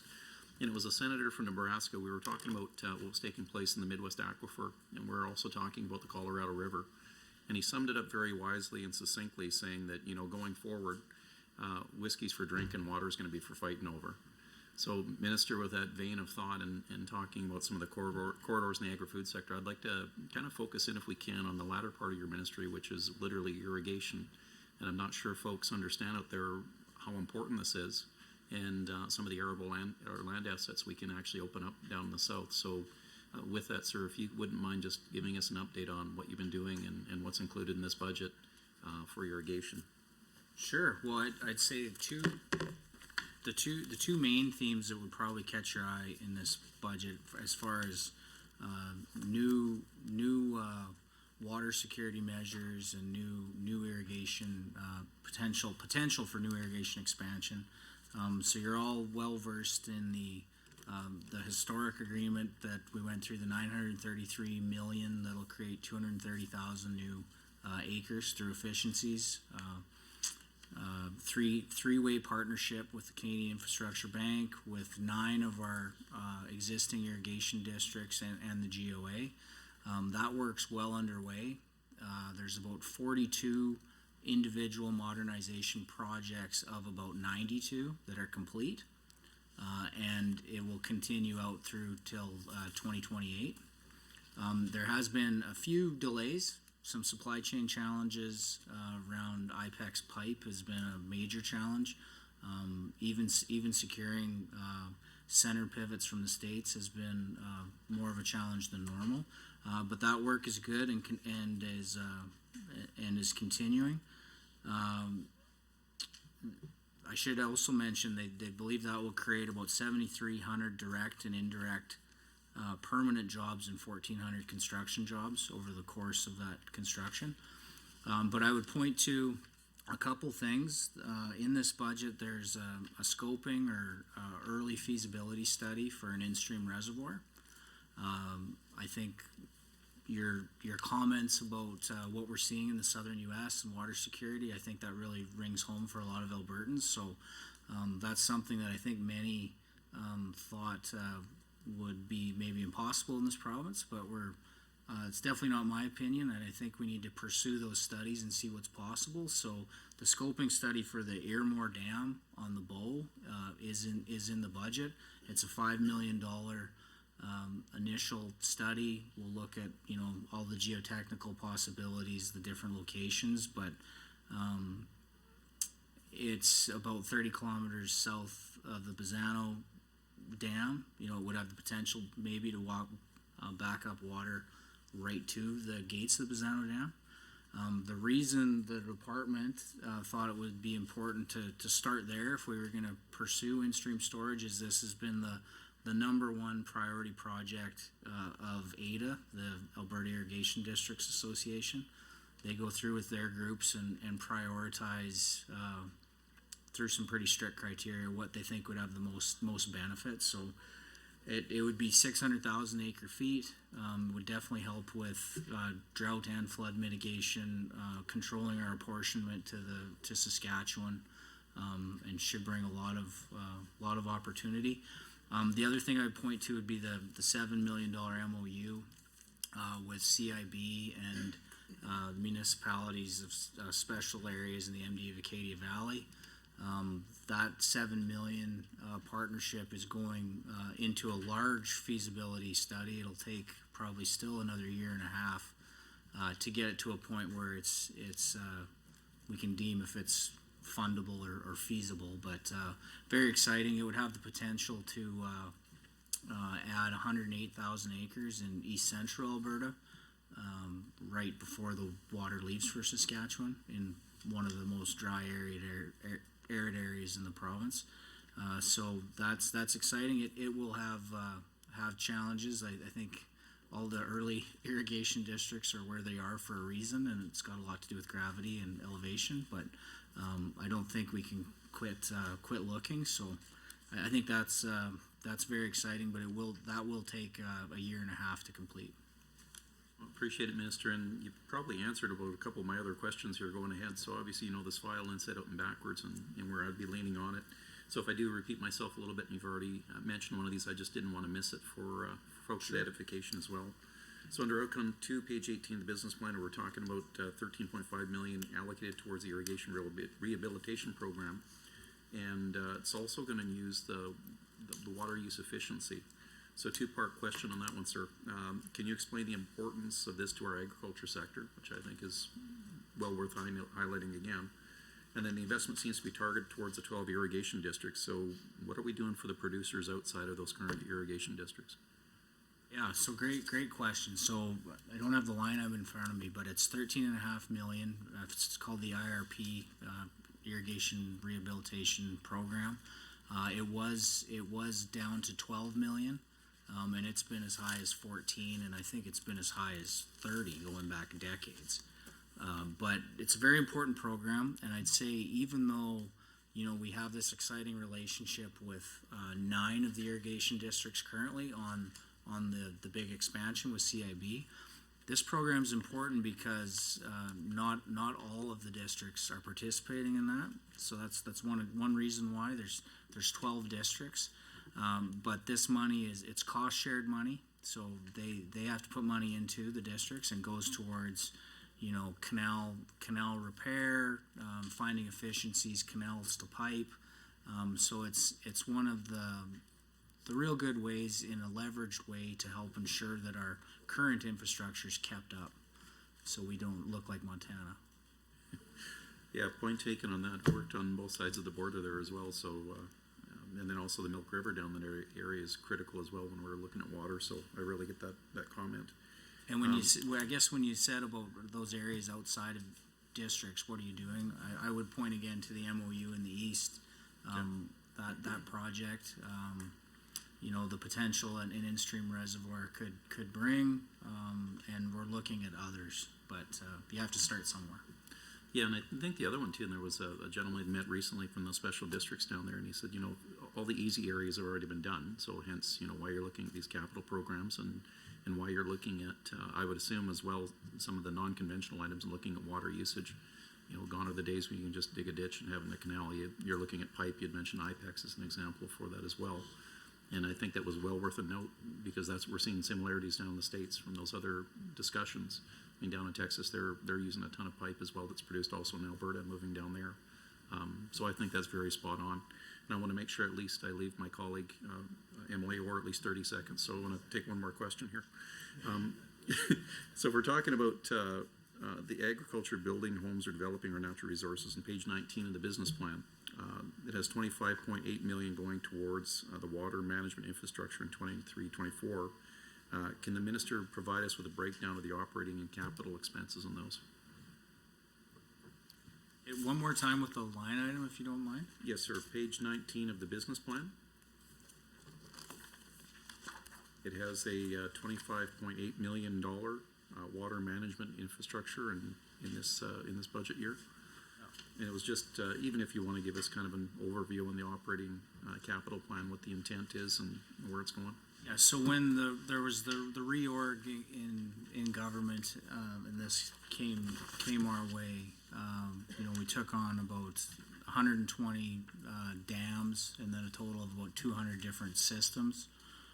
So AGI has, I'd say, operations and maintenance on the water, and that's about it. We don't control any of the licensing or permitting. That is all still environment protected areas. But on the 25.8 million, yeah, it's an operational dollars on assets that are worth over 10 billion. Is this where we have our electricity? So part of the change in that, is there a change in that number? Is that what you quoted? So some of this infrastructure generates revenue. Okay. So it's a change in the electricity price that comes into the government, pays, we're able to then put back into our operational budget. So I think it's about a $5 million change. Okay, no, it's great. And with 24 seconds, I'll cede the rest of my time to MLA. There you go. Well, we will come back to it because I do have another session, but I do want to talk about research. So I'll get the question in so you have time to figure out the answer later.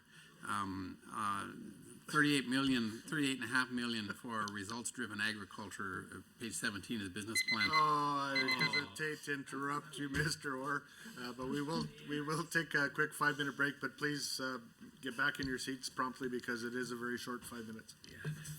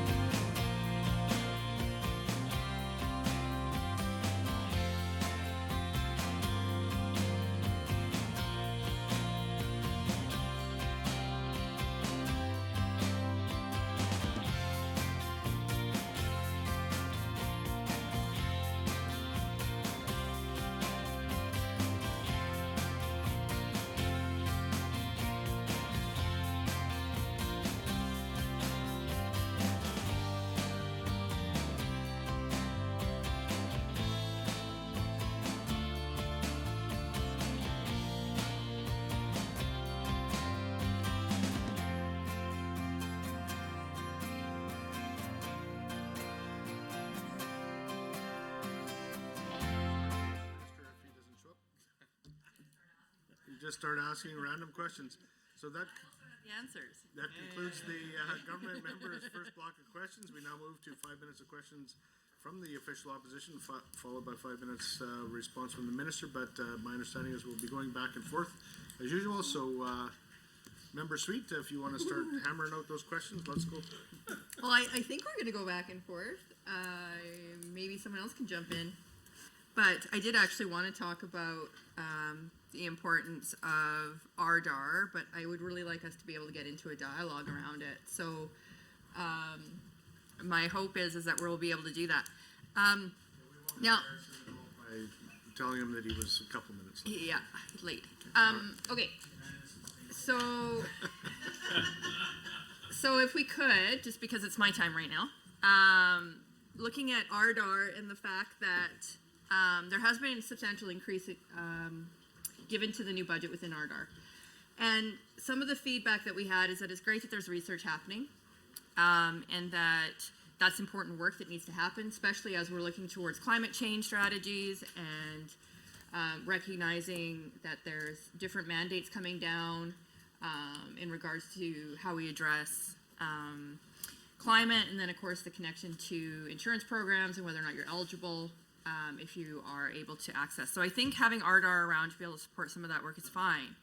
The increase, though, I'm a little bit curious as to what the intent of the increase is. It's a good question. You're going to steal MLA Orr's thunder. I think that's where he was going, but yeah. So 37 million over 10 years. That's the original RDAR commitment. Yeah. I'd say something that we heard loud and clear in the changeover to the RDAR model with our ag research was that the ARAs, the Applied Research Associations, felt like there was a gap and they felt a little left out. So what we did over the past year, we started a task force between the ARAs, between our department, I think you headed it up, John, and RDAR to kind of work through how do we find this landing place. What I determined in the end after some good advice was that we needed a little more funding for the ARAs, some stable funding to help with more operational costs, and rely on them really to fill in some of the needs around extension, and considering their geographic nature spread around the province for different reasons. So this $1.5 million increase to RDAR is going to be targeted specifically for the ARAs. Okay, that's good. I mean, I think looking at like Farm Smarter and all of those guys and some of the work that's going on in that small research component plus the extension is very important. 1.5 million, and there's how many now? 10 ARAs? No, 12? there's 12. 12? Oh, I was close. I was off by 2. Okay, so there's 12. And this is mostly on extension services. Is this going, like, is that going to be the goal? Is that they will be the deliverer of the extension services happening through RDAR? Well, I'd say that's the gap we thought we were helping with this money, but they do much more than extension. They do. And they're still a large, they're a big recipient of RDAR grants. So that part of it's working well. So I think they would say that. But RDAR's specific mandate is around project funding, as opposed to operational dollars, I guess. So the ARAs felt pinched. They have staffing requirements. They got to keep the lights on.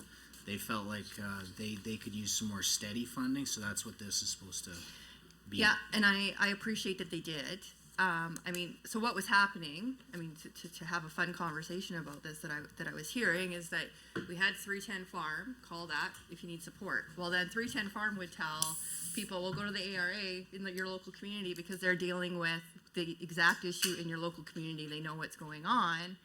And then they were expected to expand or to provide the extension services. So I'm happy to hear that they're going to be getting funding to be able to do the extension services. My concern, though, is that it can't just be the ARAs, because they were already saying that they were already getting those calls and it was a lot of work. They didn't necessarily have the staff on site.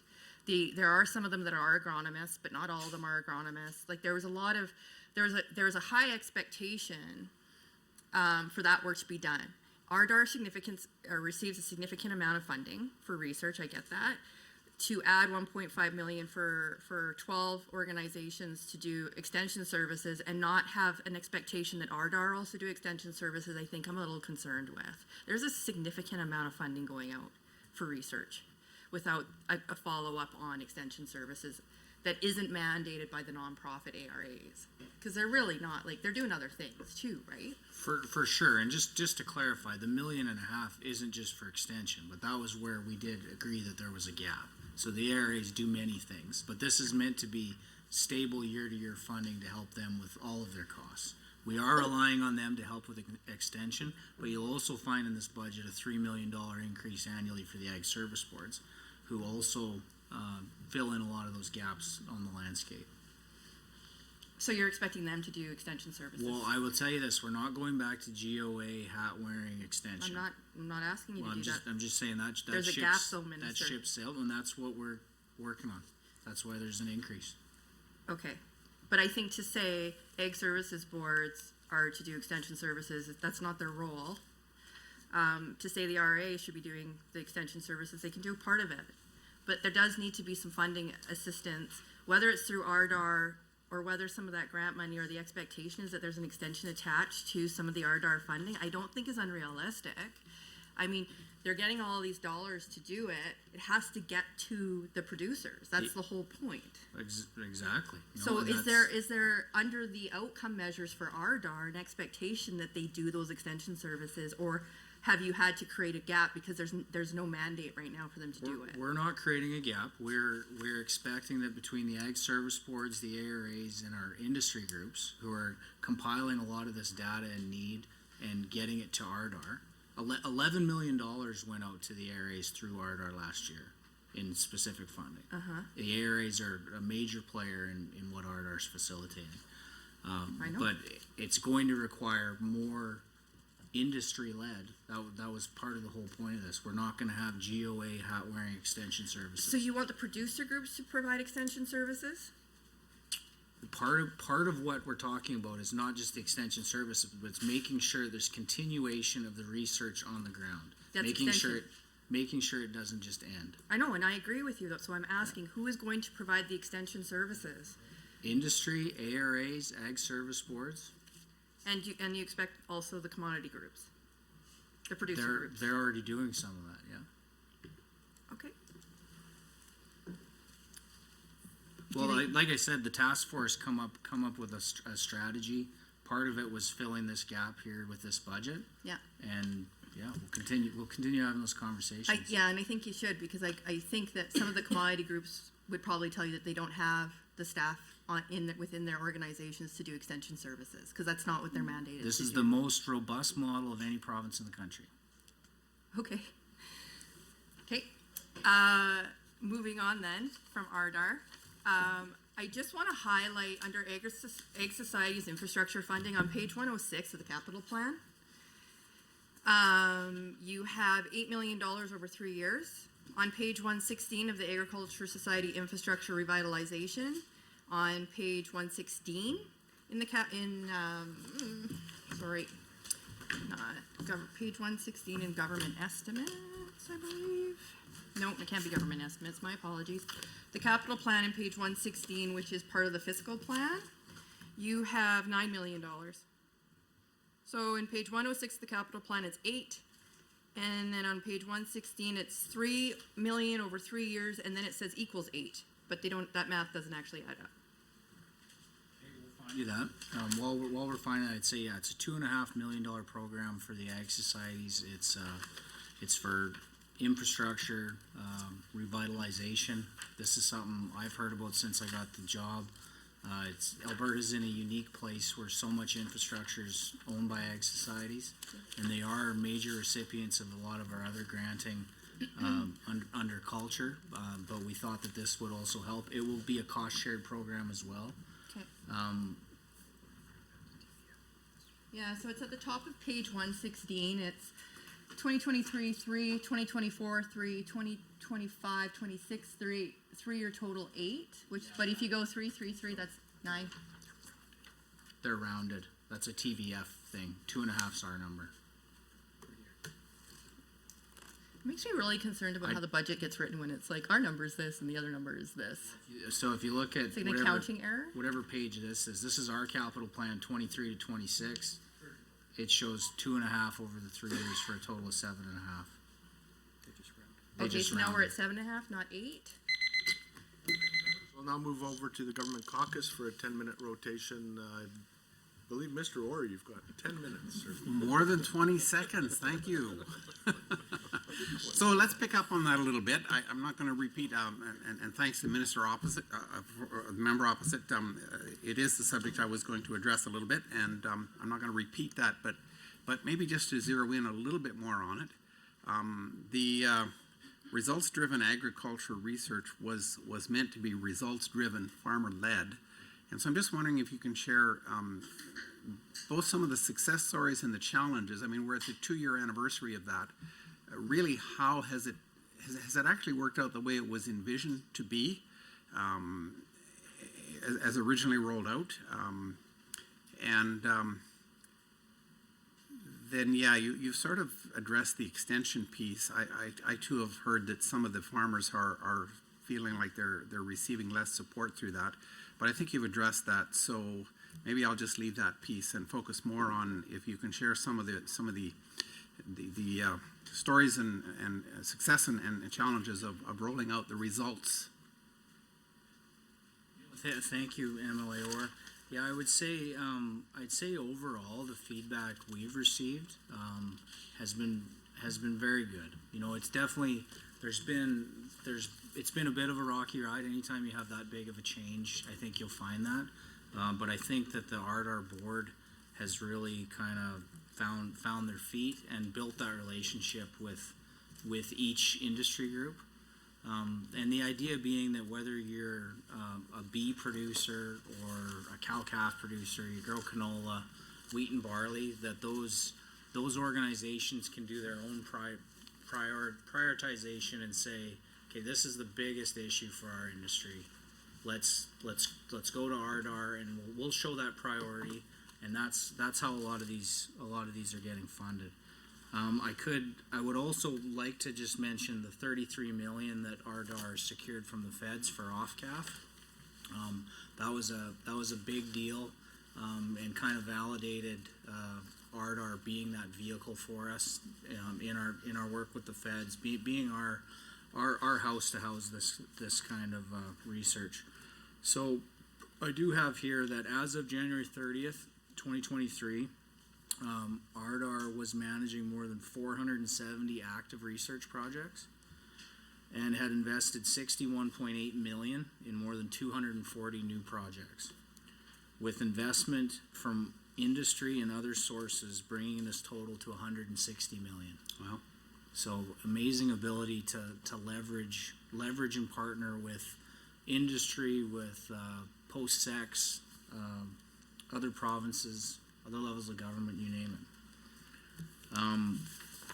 Yeah, so I'd say, you know, some of the highlights, I would say, just the ability to seek out that one project that's going to mean the most for that industry right now.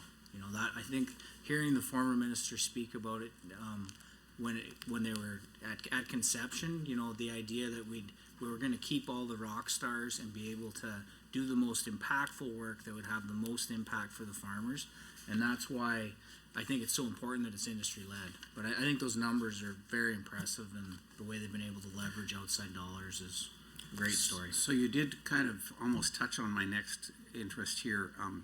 Can you identify what you would consider maybe some of the most significant research, and related to that, are there specific sectors, commodity sectors that are benefiting more or less currently with research? Well, maybe on impact, like they've done everything from, you know, different resistance factors in crops to work on methane in cattle feed. I would say 12 million in partnership with Genome Alberta to fund 14 agricultural genomics research projects. $3 million over 3 years to establish a transdisciplinary irrigation cluster with activities centered in research centers and post-secondary institutes in the Lethbridge area. $660,000 towards research in support of pest-resistant crop varieties. $650,000 towards honeybee health. That's a very live topic. $400,000 in potato quality. $521,000 in 2 critical chronic wasting disease projects brought forward by the beef sector. $430,000 in wild boar research. So it's they're really covering the whole gamut. So I think it's pretty impressive. Yep, okay, thank you. If I go to the capital piece, 4.1, I think I heard you mention earlier that 1.2 million is going to the university for a lab, is that correct? Or can you clarify that? Yeah, and so maybe this will clarify some of the previous question too. So in the capital plan, you will see 1.2 million for diagnostics laboratory equipment for the U of C. In our budget, it flows through advanced education to get to them, but that's all capital. And I think I mentioned earlier the idea being we just need to bolster our diagnostic lab capacity in the province. It won't have an immediate impact on helping with AI per se, but it will help a lot of other tests that are currently having to be shipped out of Alberta. Specifically Manitoba does a lot, so trying to bring that in-house, and U of C has been very game to help in that way. So. Okay, and so that U of C also offers the veterinarian program. The whole issue of animal health is a big issue, I think, and the shortage of vets across rural Alberta in particular. There's lots of vets willing to deal with pets and new kitties and that kind of thing, but the large animal vets, the lab obviously may help with some of that, but can you just comment on progress in terms of increasing veterinarian services in Alberta and the educational piece? Yeah, well, it's not in this budget for me, but yeah, it was $59 million in the original investment to U of C to help begin the infrastructure build to double the seats from 50 to 100. So that work is ongoing, and then I believe they received an additional $8 million to speed that process up last year, but not in my budget. Okay, well that's fair enough. Then if it's not your budget. But I would say if you'd allow me, the dean at the school, Renata Weller, the school did a great thing and poached her from whatever school she was at in Europe. But she's well on her way, I think, to really changing how we recruit, train, admit vet students. She's given a lot of insight to myself and other ministries around. Even when Brexit was first hitting the scene, a targeted recruitment campaign in Spain for large animal vets, she was aware that there was an opportunity there. So with our labor and immigration minister, that was part of a campaign at the time, and she's doing great work on the admission criteria, finding ways to make sure that kids that potentially want to become, or shouldn't say kids, young people that potentially want to become rural or large animal vets are able to get in under that admission requirement. It might mean lowering the admission and then increasing the criteria on something like references. I know that's something, and work experience. That's something that they're looking at, and something that they're doing in Europe. The school she came from, I think they put out 400 vets a year. So there's just there's a scale and scope that we don't have here, and so that's what we need to continue with. Well, it sounds hopeful. I know a couple of years back, one of the challenges, and again, this might be outside of your scope, so you can say so, but one of the challenges was finding existing vets who were willing to offer the practicum piece to new vets. Are you aware if that's still a challenge, or are vets coming on board for that? No, I think that's still a challenge. I don't think many of the challenges have changed. But this is a global problem. This isn't a North American problem even, and it's, you know, the burnout of vets is a real thing. The high suicide rate. It's a tough job. They're highly educated people. They don't make as much money as many would think. And then if you want to put them in, you know, precarious situations by themselves in the middle of nowhere, it's a tough life. Okay, thank you. Members, we'll now move on to a 10-minute block for the official opposition. Member Sweet has the floor. I'm good to keep going back and forth. Okay, let's figure out the $8 to the $9 million on in capital plan, please. So, They're gonna hand me a piece of paper, but I believe it's rounding.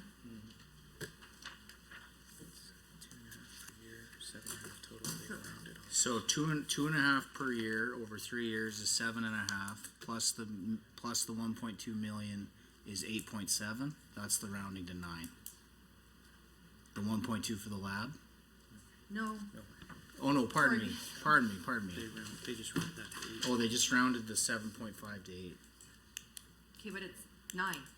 So this is where I'm confused. Well, they So- rounded the 2.5 to 3, and then they times it by 3 years. Yeah, they did. So on page 106, what the budget says under the capital plan is that budget 2023 provides rural communities with new funding for the facilities owned by agriculture societies, 8 million over 3 years for the agriculture society infrastructure revitalization program with major repairs, renovation, energy efficiency upgrades, et cetera, et cetera. That's on page 106. But when you actually look at the budget line item, which is on page 116 of the capital plan, it says 333 and then 8. So it doesn't, it's not right, because 3 times 3 is 9. I hope you're able to ask Treasury Board. Minister, it's under your budget though. Like, I get it's capital plan, but It's just rounded. rounded. It's not in my capital plan. It says 7.5. Right there. On page 116. Each 2.5 is rounded to 3. Well, then it would be 9. I get the math, but 2.5's the number that we went through the budgetary process. This is a with, so- budgetary line item we vote on though. So this has to be fixed. It's either 9 or 8. Treasury Board. I don't think it's an agriculture line item. Well, we'll make sure that they're aware, but much like the wording you didn't like in the fiscal plan, I didn't write it. But Well, I know, I'm starting to get really concerned with your budget overall, because I keep finding, like, auditing errors here, and I'm not even an accountant. Okay, well, we'll move on then, and I guess, it's just the facts, Mr. Chair, like, I'm not trying to be adversarial, it's just, that's the facts. And I'm sure the minister will try to get you the answers. in the vote, I can assure you it will be 7.5. It's now 7.5, not 8? It's 2.5 times 3. Okay, so is it 7.5, is it 8, or is it 9? It's 2.5 times 3. It's 7.5. It was. So it's it was wrong in both rounded. spots in the budget then, it's wrong on, On page 116, it says 8, yeah, which is some form of rounding by TBF, but in my capital plan. but there's no numbers to round, that's just a paragraph. This is similar to the 60% paragraph, like this is where this is starting to get really weird. And I didn't spend a lot of time auditing the book, so I hope there's no other numbers that I'm missing. I suggest you hit Treasury Board's estimates and grill them hard. Minister, It's two- I'm it's- the opposition. It's 2.5 million over 3 years, 2.5 million a year. I don't think I can amend the capital plan in the finance minister's estimate. No, I have to do it here, but I don't know what the number's supposed to be. I don't know the rounding expectations of Treasury Board. I don't know what's I think traditional. the procedure, remember, is that if you're going to amend, you would have to send prior notice to this meeting to do it here, unfortunately. That's the only way we can amend the budget. We can't do it in the House. That's how the procedure works. So if I've just caught the estimate error and Then I suggest we've got 3-hour meetings next week with Treasury Board and Finance. It might be an idea to formalize an amendment at that point and put it through to one of those. MLA Suite, speaking to my CFO, he's been in this chair a long time. He says it's not a mistake, it's a rounding, and it won't be like that in the vote. But so it'll, okay, it's presentation and it'll be changed. it'll be changed. Okay. Good. All right, well, let's move on then. If they don't, the Ag Societies will be happy. Well, and I'll take credit. You're welcome. I'll spread it around. Okay, but let's continue with Ag Society. So they got the infrastructure, which I think is great. That is for retrofit, but also new build, or just retrofit? Retrofit. Retrofit, Yeah, okay. refurbish, yeah. So will that include like energy efficiency stuff? Like, is it kind of open what they can do? Put solar on the skating rink kind of things, I think whatever? I think it'll be pretty broad. Yeah? Yeah, Cool. and Okay. cost shared. Okay, my understanding is that there was also a request put forward for an increase in service delivery from the 11.7 in the budget, and they had asked for about 18.3. So it was a $7.1 million increase. I get that. I'm just reiterating what I was told, and that was for sustainability, service delivery, recruitment of staff, and being able to basically continue to do the work that they're doing, and as it continues to expand. So like open farm days, for example, doing all of those work, and conflict resolution, training on accounting for their nonprofits, like all the different services that the Ag Societies offer. Is there a reason why their service delivery is flat and there was no inflationary adjustment made? Well, no, I just say their operational funding is static for sure, and I would also say they're still kind of coming out of, pandemic times, and they'll tell you that as well. A lot of, gate-driven events. There's been a lot of changes over the past few years. I'm glad we were able to be flexible and let them use some averages from the past to keep their funding up over the last couple of years, and I know they're appreciative of that. Definitely, they would like more money. They would like an increase on the operating side. I know we've said that we'll continue to have that conversation. I think there still is maybe a big conversation to be had about Ag Societies, what their future looks like, just because there's the littlest ones to the biggest ones. I think the 7 regionals always want to have that conversation. So yeah, I look forward to having it. I'm proud that this is at least a stable budget for them, and glad we were able to help on the infrastructure side. That is something that's been asked for, and I should say we've also advocated to the federal minister that we would like to, maybe pursue being part of a joint program. A lot of this infrastructure wouldn't be owned and held by the Ag Societies if it wasn't for the federal initiative in the 1970s. So we thought that a 50-year revitalization plan would be maybe fitting with the feds. So we've been bringing that up for a couple of years. But So you'd be looking for the feds to help fund some of that? if they would like to, we would definitely cost share. Not this program that we have. This is us putting our foot in the door and trying to get something started. But I have approached the federal minister and said, would you consider this? So I appreciate that, like, there's some big Ag Societies, but if we look at what is actually across the province, there's a total of 290. And I get there's some like little ones. 283, I think, And 7. and Well, I was seven. rounding up this time, Minister. I thought that's Plus what we were doing. 7. Yeah, you're right. What's the number? 283 plus 7, the 7 regionals.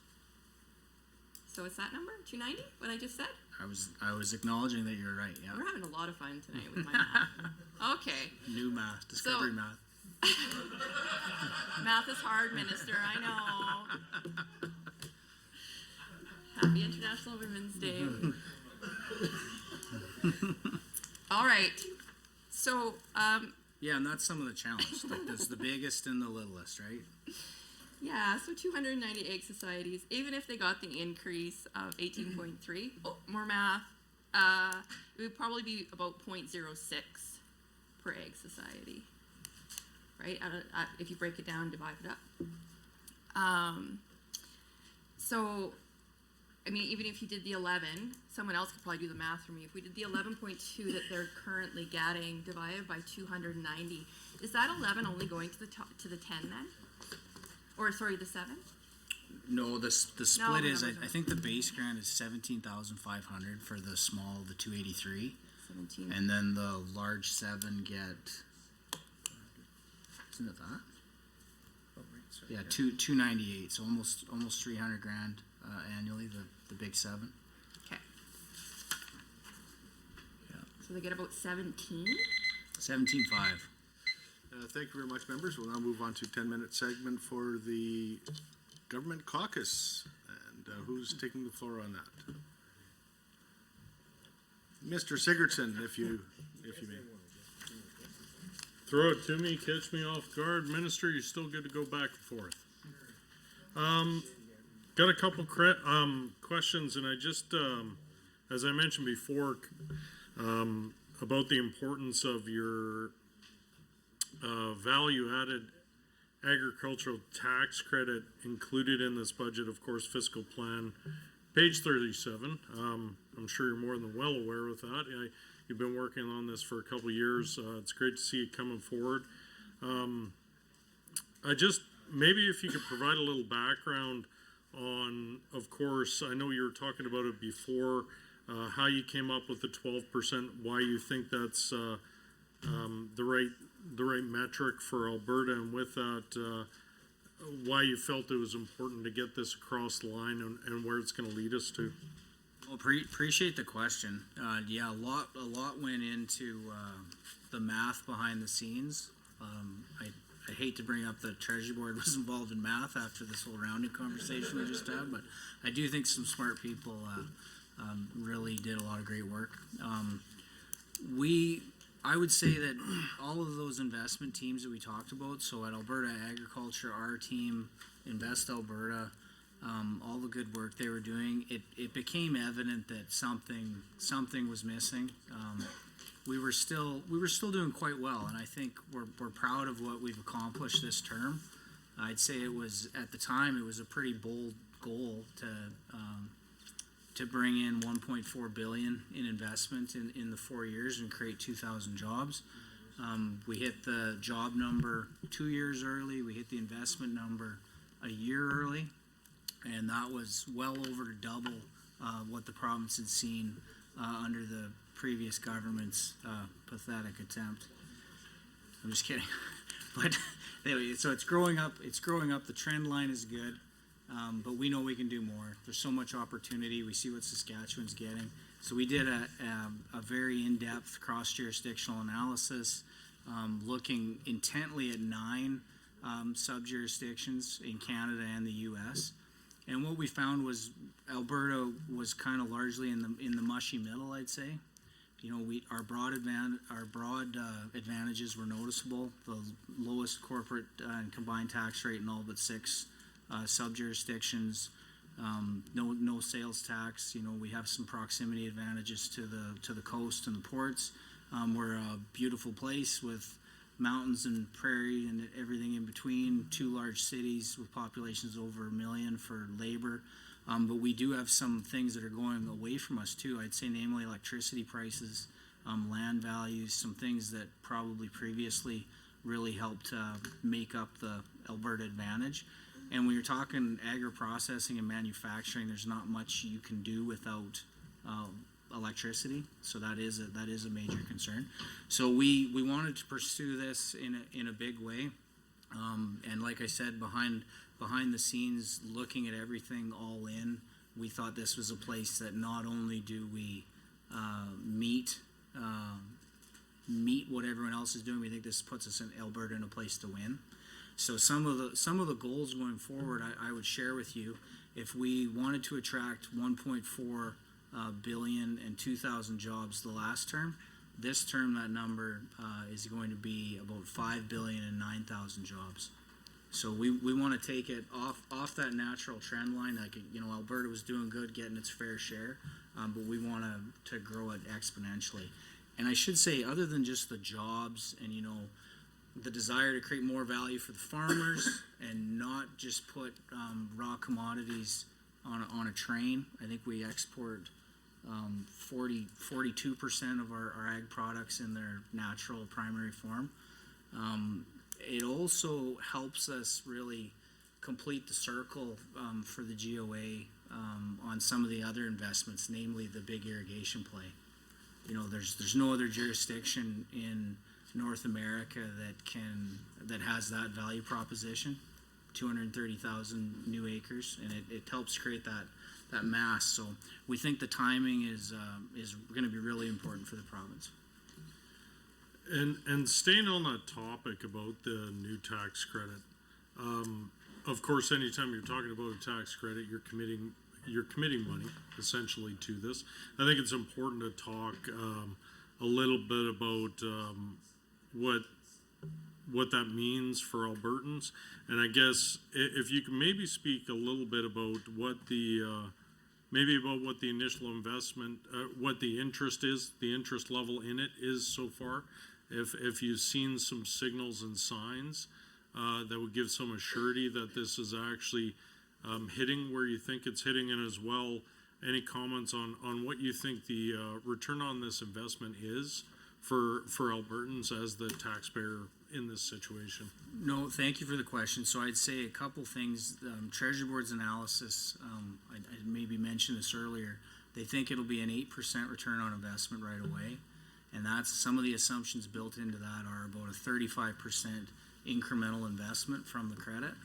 So the way the credit works, if you meet those eligibility criteria, you're over the 10 million in capital, you're going to get the credit.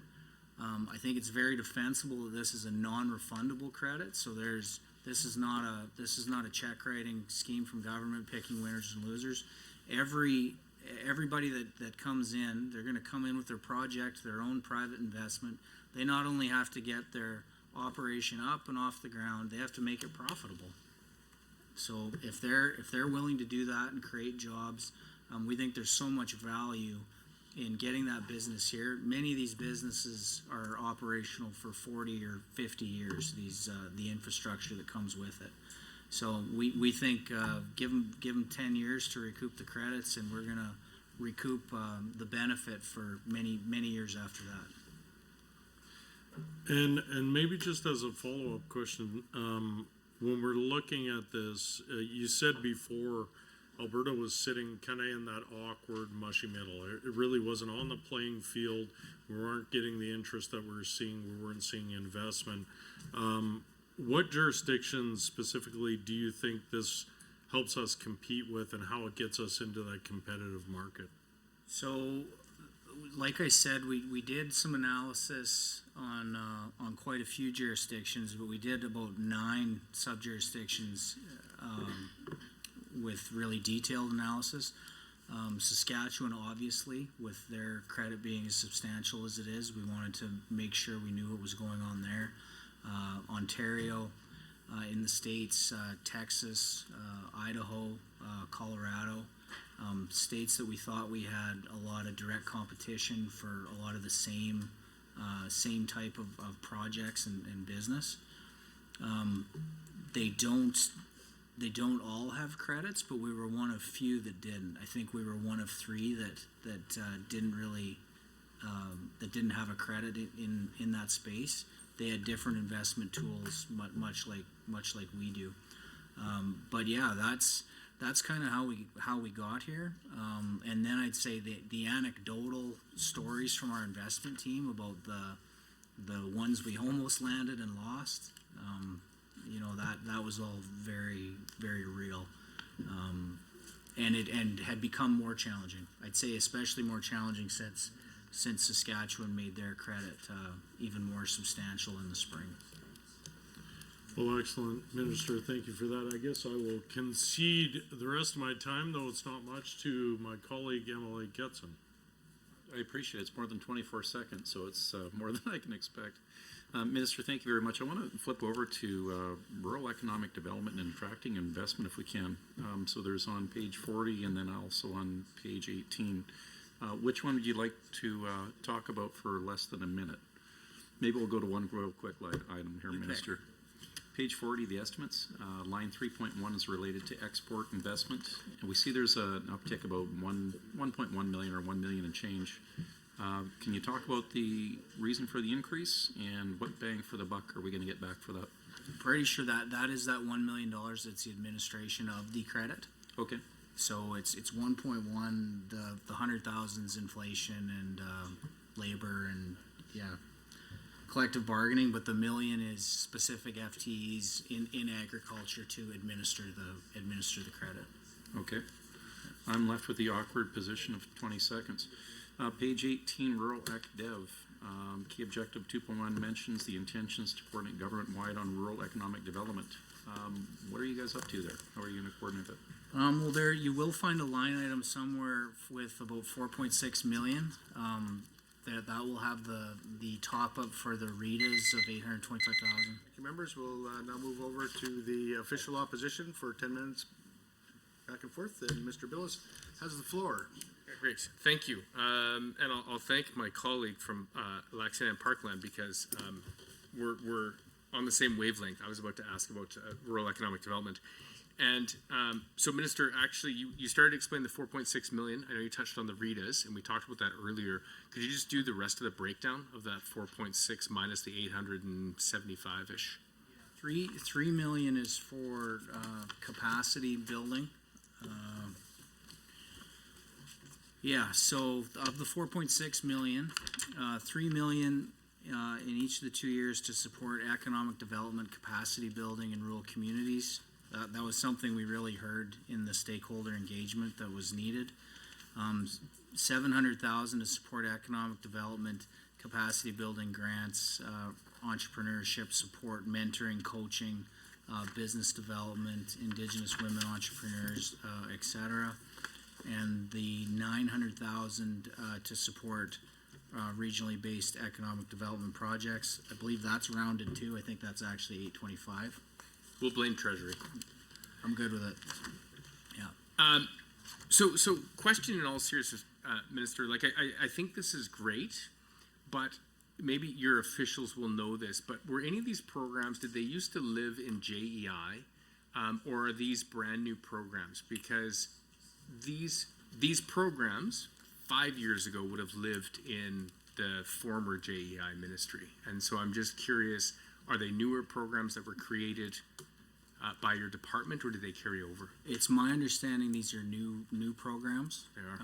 There may have been something similar in JEI once upon a time, but my ADM, Karen Ronco, I'm quite certain developed these programs new to us after the stakeholder engagement. Okay, because it sounds like the economic development capacity building and even the 700K, the second program you mentioned, sounds a little bit like the former CARES program, Community and Regional Economic Support Program. So again, I don't care the title, I don't care what it was called. I appreciate the fact that there's a recognition that regions of the province need support on the economic development side, especially on the diversification, and so having dollars available through your department, I think, is sorely needed. So are these all new dollars as of this budget, Minister?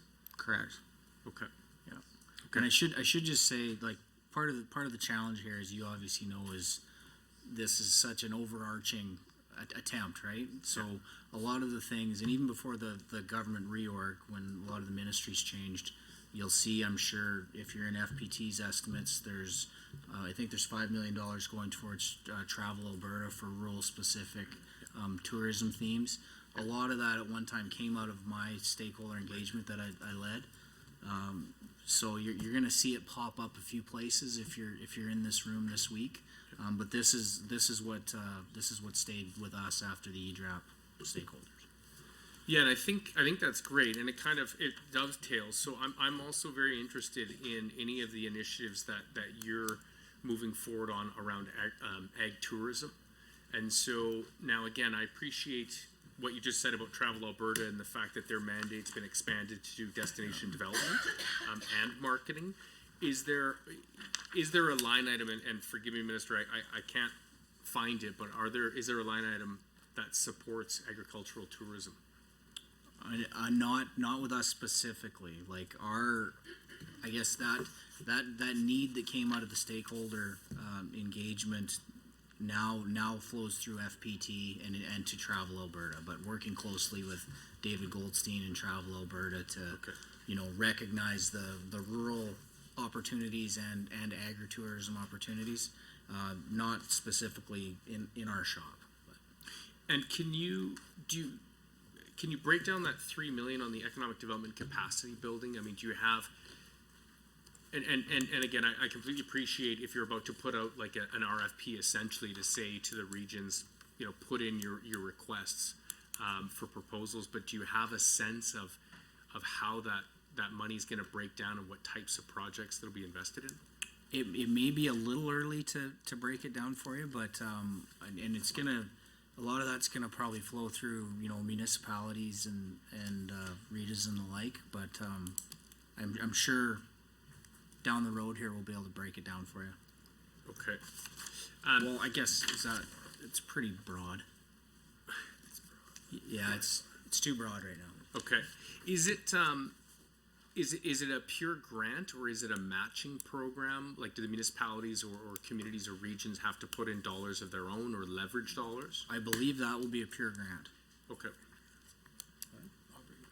And any colors on the minimum maximum, or is that still being determined? I don't have that kind of granular Okay. information. Okay. No, that's okay.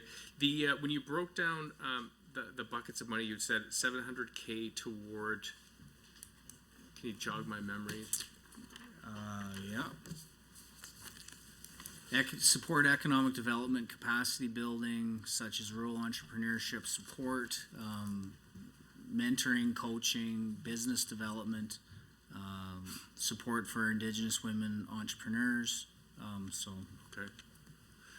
No, that's broad. great, and maybe there's an opportunity to even leverage dollars out of an entity like Alberta Innovates that does some of this already. That, again, could get better bang for the buck. Okay, that's great. A question on, I know we talked about the Leduc Food Processing Incubator a little bit, which I'm a big fan of. That's an incredible facility, and so was there new funding at all in this budget, other than just a little bit of an increase on their operational side? It's steady, and it looks like a decrease because the capital's completed if you look at the budget line, Okay. but it's the operational's the same. Okay. Do you know how many companies they can house in there right now? What's their capacity? Yeah, I can get you that. Right now, there's one large company that's taking up quite a few of the bays. Okay. But I believe that they're the one that landed those large investment and will probably be leaving shortly. Okay. But I'm sure my ADM would know that. But yeah, the 25,000 square foot expansion will create an additional 3 bays. Yep. So I think that takes them to 10. Okay. But I'm sure we do know the number. I could ask. 45. We're about to find out. Okay. I mean, what I will say for members' benefits, big fan of the Leduc Food Processing Incubator, and in fact, a company called Cywin Foods started in that facility, expanded to, I think, about a 25,000 square foot facility. And my favorite part of the story is that the CEO and owner, they're basically selling dumplings back into China that are made in Alberta, which I think is totally cool that we're doing it here, and it's because of the food processing incubator. Yeah, and Cywin still works closely with our department. I know they just received a CAP grant actually for some new investments. So great. Those relationships continue. But yeah, if you wanted any more info on the actual facility, it will total 10 suites, 100,000 square feet of processing, storage, and employee welfare facilities. Each new suite has 5,000 square feet of floor space, designed for food processing. And yeah, project's in its final stages, with commissioning taking place in February and March. And yeah, that number I read before was in 2022, 2023, 45 industry clients. Okay. Oh, that's great. My last question in this block, Minister, is in the business plans under outcome 2. It's page 18, 2.5. So one of your key objectives is to continue to streamline processes and unnecessary oversights to improve service delivery, enhance competitiveness, and support business growth. I'm wondering, Minister, if you can just comment on with some specifics. So which processes is your department focusing on to streamline, and if you can comment on any of the unnecessary oversight, just to provide some clarity for that. Yeah, well, when we're talking red tape reduction, because we do have AFSC at the table, that's kind of the one that my head goes to first. The department's done some great work, and when we still had forestry, part of our department, forestry did a lot of heavy lifting too. But yeah, I'd point to AFSC, some of their advances in technology and AFSC Connect, bringing everyone online. That cut a lot of regs for us while making, that front-facing client experience a lot better. How many did you put on direct deposit? A huge number went on direct deposit right when the ag recovery program rolled out. Sorry for the interruption. We'll now move on to a 10-minute segment with Government Caucus, and Mr. Getson has the floor.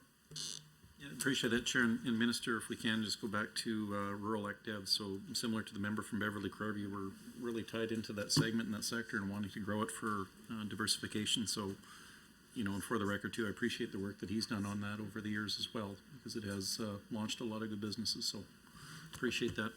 So back to where I was at on page 18 of the business plan, there was a key objective 2.1 that mentions the intention to coordinate government-wide efforts on rural economic development. Further on page 41 of the estimates, under line 2.2, we see a $2 million increase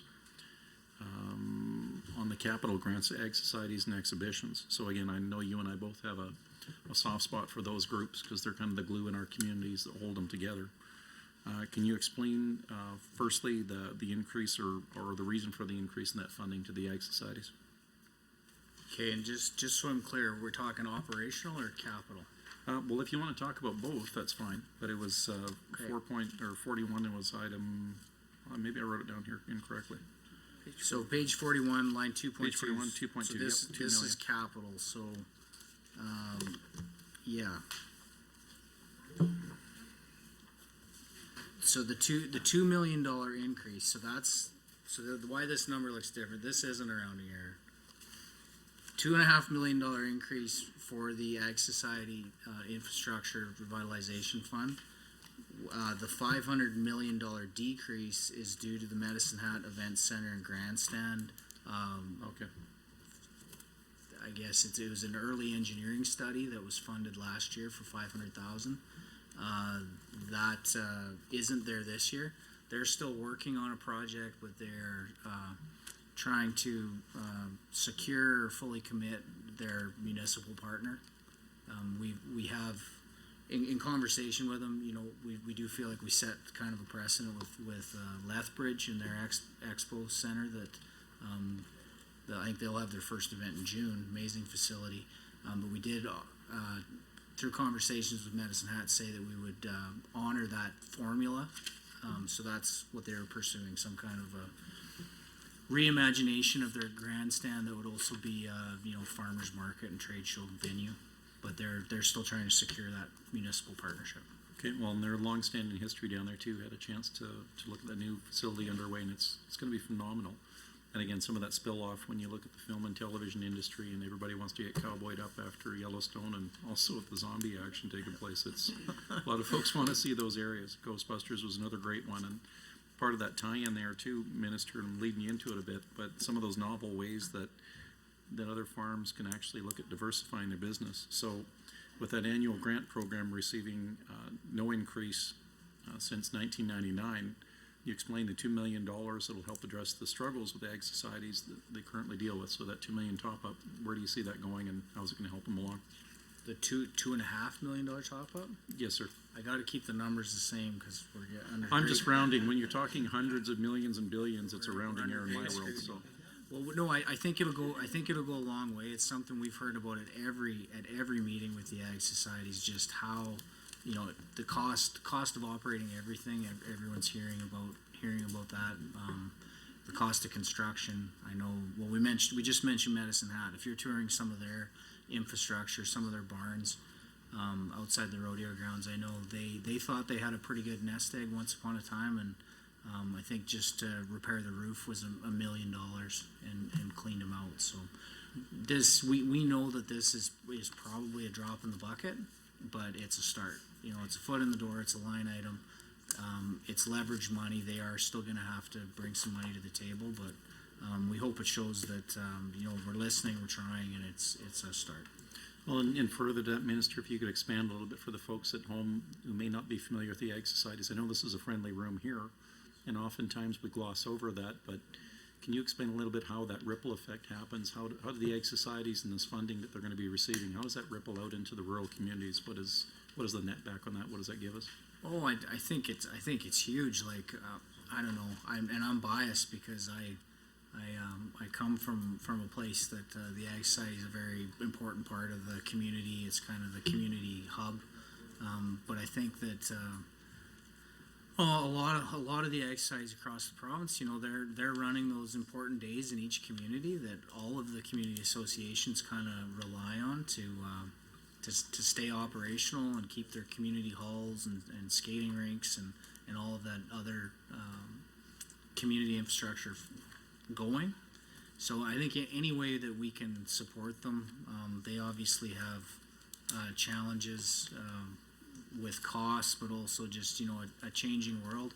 I know if you talk to the Ag Societies, they're always saying that right now they feel like they're kind of in this test phase of seeing what works again, what'll get people out of their houses, and they're trying to be really creative and think outside of the box. So yeah, I think it's a relationship we have to keep up with them and see where it goes. There's such a driver for that.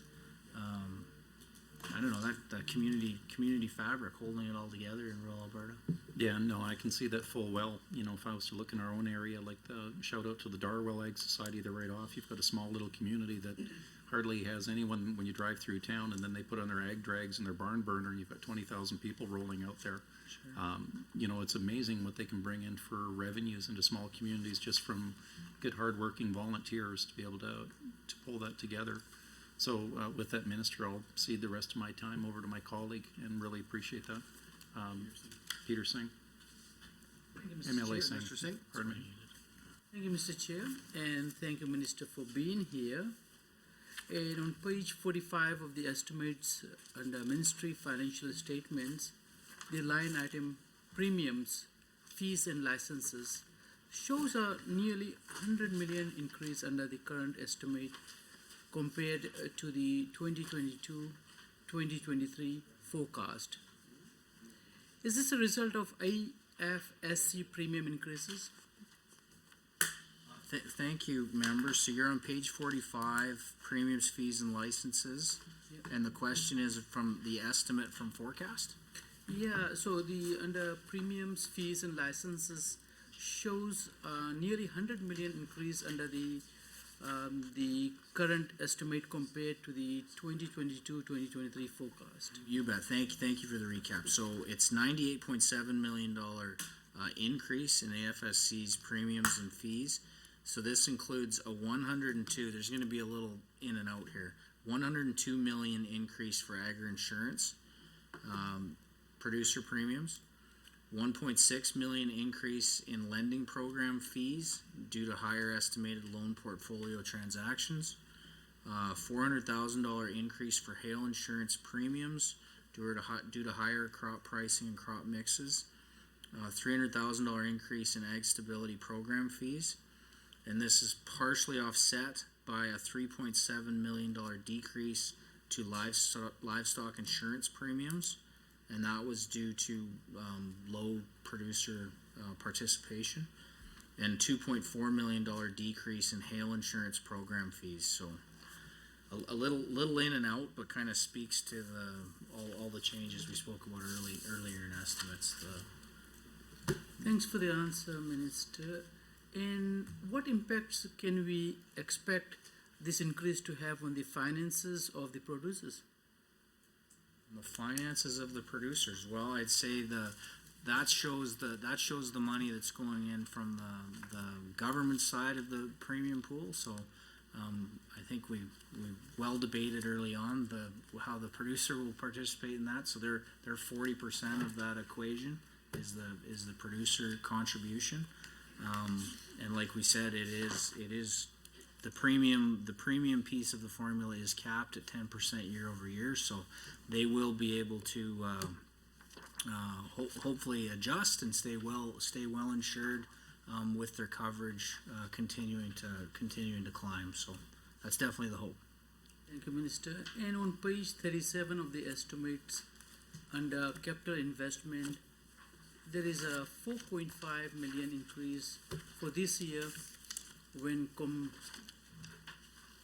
compared to the 2022-2023 budgeted amount. Can you please explain the reason for this increase? You bet. That once again is the Airmore Dam project. So early days conceptual study or conceptual scoping study. So it'll have to do a high level assessment of potential dam configurations and locations. And determine and continue to refine the potential project. And like I said, something that's very exciting, top priority.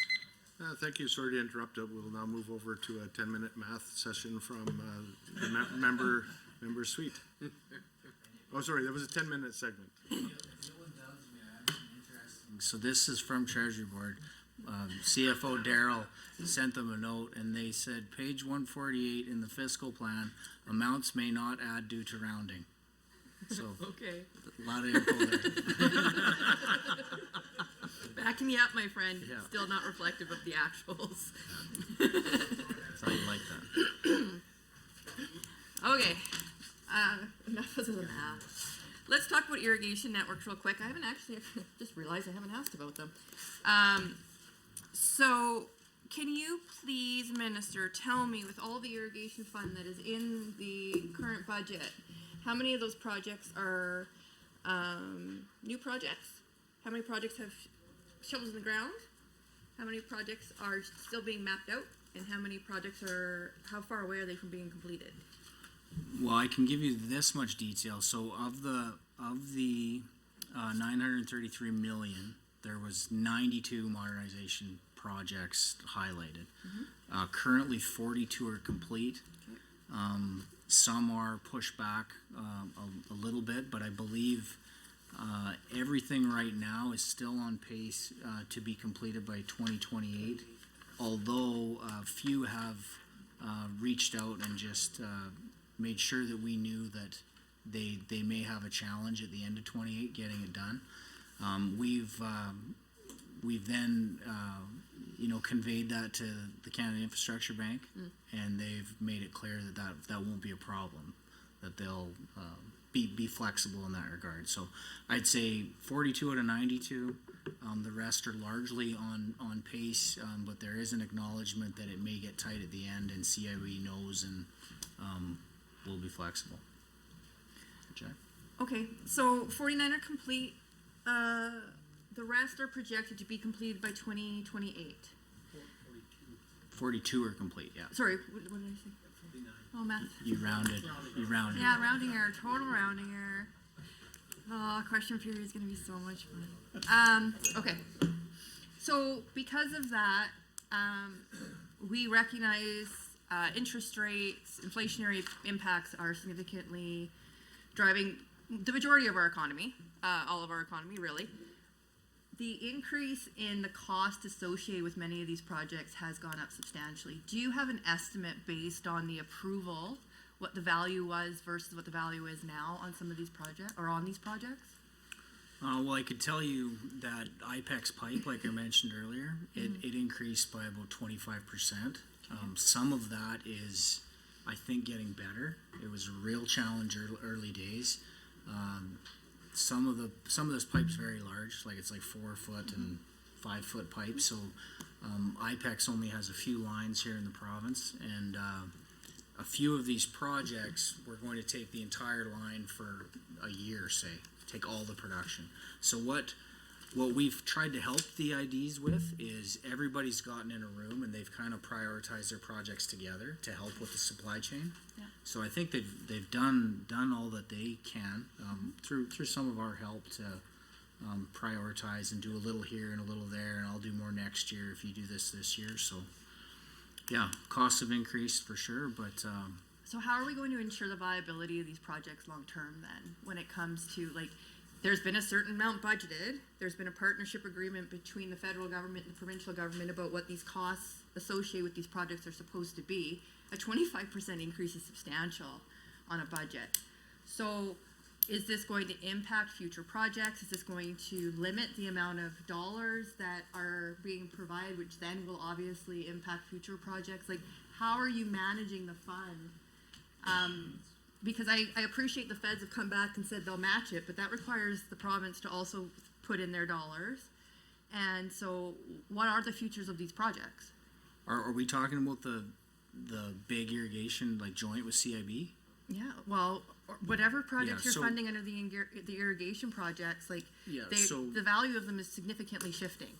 Yeah, so the beauty of this, so far the IDs have acknowledged that they'll have to swallow the increase on that joint. Yeah, we've said that we'll extend their timelines, and CIB's agreed to that as well, so that will help with some of this. Yeah, But also important to remember the composition of this. yeah, 30% GOA, 20% ID, 50% CIB. That money is at 1% over a very long time. So yeah, the by borrowing costs, 1%. Okay, yeah. yeah, got it. So by us being flexible, I know the conversation so far, I know Daryl said that dialogue so far says between the IDs and CIB, they will swallow it.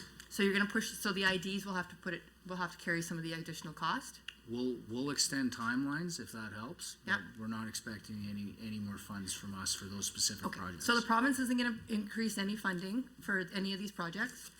Not the 92. That's all I'm talking about is the 92. Yeah, okay, so the 92 projects, some of them are done. 42. 42 of them are done. So there's an outstanding balance of a couple of we are going back into math, I apologize. We're going back. 50. Yes, so we have 50 projects that are still outstanding.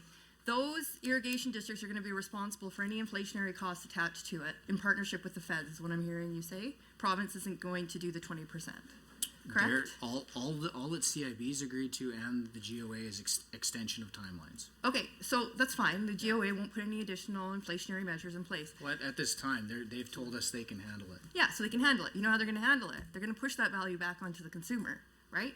So producers are gonna have to pay the adjustment costs.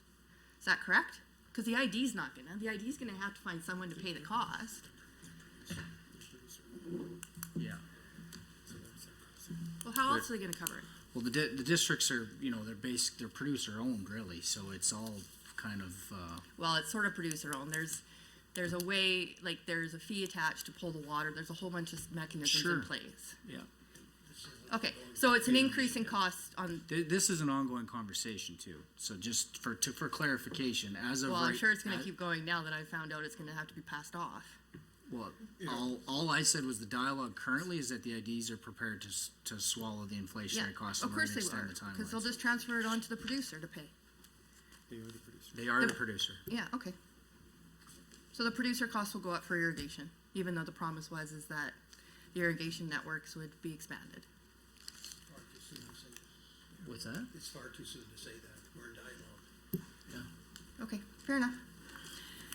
Let's look at expansion of agri-foods and agritourism. So I mentioned this to you prior to us starting, and we've only got 2 minutes, so actually it works out really well. The farming building codes, which I appreciate are under the Ministry of Municipal Affairs. In 2020, the international and national building codes were reevaluated for farming infrastructure. And there was a decision made that that any farm industry or any farm structure, that was exceeding the low occupancy rate would then have to be potentially meeting the commercial code. So that would mean fire suppressant materials, occupant safety, structural design, heating, ventilation, air conditioning, all of the things. So some of the rural municipalities have been doing work on trying to expand their rural economy through agri-foods development and agritourism. And this has come up as a potential barrier. Now, again, I recognize that municipal affairs is the holder of this, but comments have been made that it is in consultation with agriculture, just given the fact that it's impacting the buildings. So, Minister, you have a minute and a half. I thought I'd just give you an opportunity to let producers know, because some are being told it's going to cost like $1.5 million to upgrade their front stores on the front of their dairy products, right?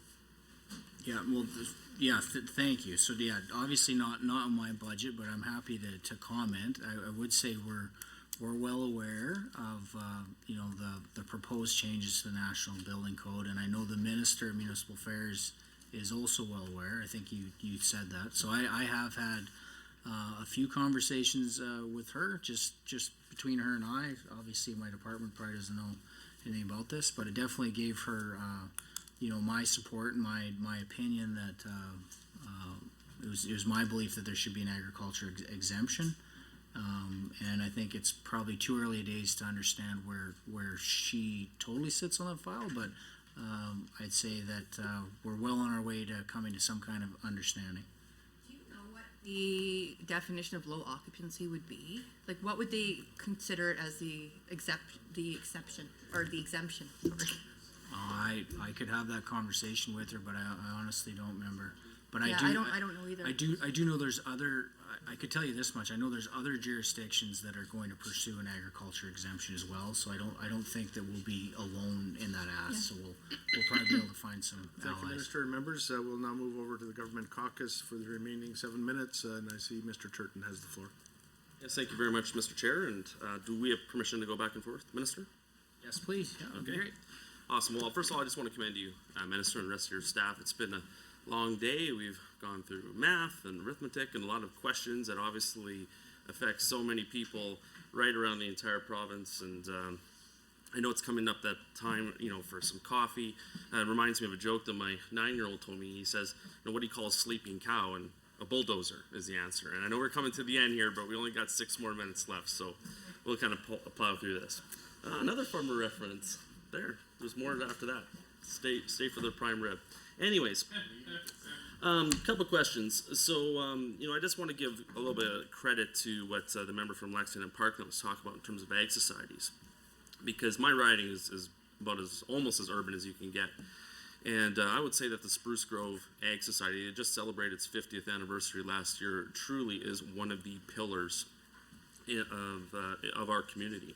And I know, Minister, when you talk about the importance of the Ag Society in your area, and granted your area is much more rural than mine, but even in urban areas like mine, when you look at the 3 pillars of the kind of cultural fabric of Spruce Grove and Stony Plain, you would look at the Horizon Stage, look at the Ag Society, you look at the library. Like, it's that important even for urban areas. So I was just wondering, again, if you could just maybe highlight some of the important parts of this budget in which you're supporting ag societies, making sure that these organizations can continue to be viable, tell kids and the next generations about, in terms of our farming heritage. I know the Spruce Grove Ag Society just also received a historical designation at their grain elevator right in Spruce Grove there, I think in 2020, I believe it was.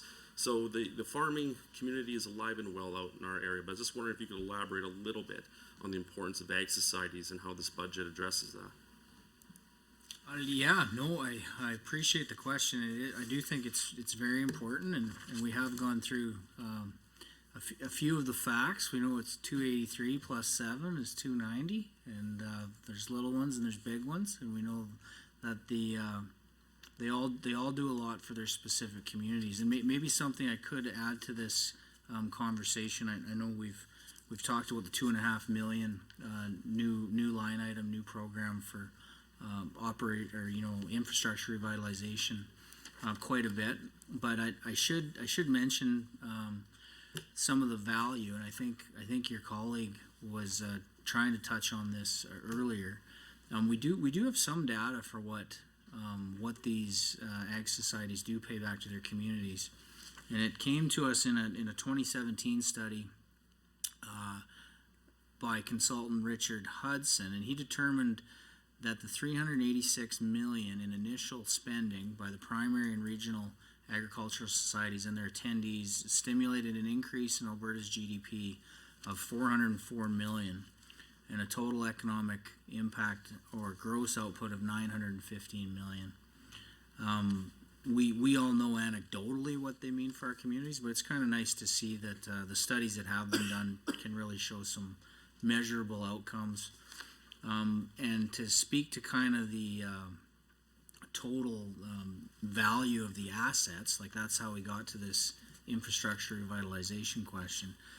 The study also determined that the combined insured value of the assets owned or managed by agricultural societies is 1.4 billion, and that their cumulative attendance at their events and activities by others and those using their facilities would be around 7.5 million people annually. So some pretty impressive numbers that would probably surprise a lot of people. But yeah, they own or operate more than 900 facilities, trade centers, exhibition grounds, multiplexes, arenas, casinos, curling rinks, the whole gamut. So yeah, happy that we're able to address some of those concerns in this budget, and look forward to the conversations. And I appreciate the support and the comments, Minister. I know when I was at the Ag Society's conference a while back with yourself and a couple other members, and just seeing the signs of gratitude from so many Ag Societies from around the province in terms of the support, Minister, that you have given them over the last little bit, I know is greatly appreciated. And the last couple of minutes, I just want to talk a little bit about the value add component to food processing. So I've mentioned it many times in the legislature that as urban as my riding is, we are blessed with some amazing value add food processors here in my riding of Spruce Grove and Stony Plain. For example, we have Cargill that, many people around the table may not know that every McDonald's hamburger in Canada is processed and made in Spruce Grove. That shows the impact, creating hundreds of jobs here in our area. Also, Bee Made, one of the largest honey processors in Alberta, is also located in Spruce Grove as well. It takes in honey from as far away as Manitoba, all the way to the BC border. And it's a massive complex. It just adds so much economic activity to Spruce and Stony. I know that there's a number of tax incentives that your ministry is responsible for that help create the investment climate for Alberta, so that these types of institutions and businesses can come here, so that we can provide good paying jobs for residents here in the province. So I was just wondering if you could maybe highlight some of the impacts and the tools that your ministry has in place to provide that climate that these types of businesses can locate to our province. Yeah, no, great question, and I did very much appreciate going to the Cargill facility with you. I think that was on McHappy Day, wasn't it? It was. I enjoyed the taste test. So it was good. Every McDonald's patty across the entire country comes out of Searles Riding. Very, very impressive, and you get to learn that the big ones are 4 ounce and the little ones are 1.6 ounces, and they put them all out in a cookie cutter and into a freezer 26 feet high, and that even though you live right beside it, they still got to go to Calgary first and then come back to your McDonald's. We learned a lot of stuff that day. Yeah, it was good. Yeah, I tried to stop the burgers en route, but that's a different story. Very incredible. And it actually had a McDonald's stove and staff on site. They cooked us one up and grilled it up, and we did a taste test. It was pretty good. And then a second taste test after Yeah, that as well. yeah. So. But no, I'd say the main tool, so very excited about the tax credit, obviously, but the other tools, I would mention the emerging opportunities. Thank you. Sorry to interrupt, and now that everybody's hungry, apologize for interruption, but I must advise the committee that the time allotted for consideration of the ministry's estimates has concluded. I would like to remind committee members that we are scheduled to meet tomorrow, Thursday, March 9th, 2023 at 9 a.m. to consider the estimates of the Ministry of Environment and Protected Areas. Thank you, everyone, for your input. This meeting is adjourned.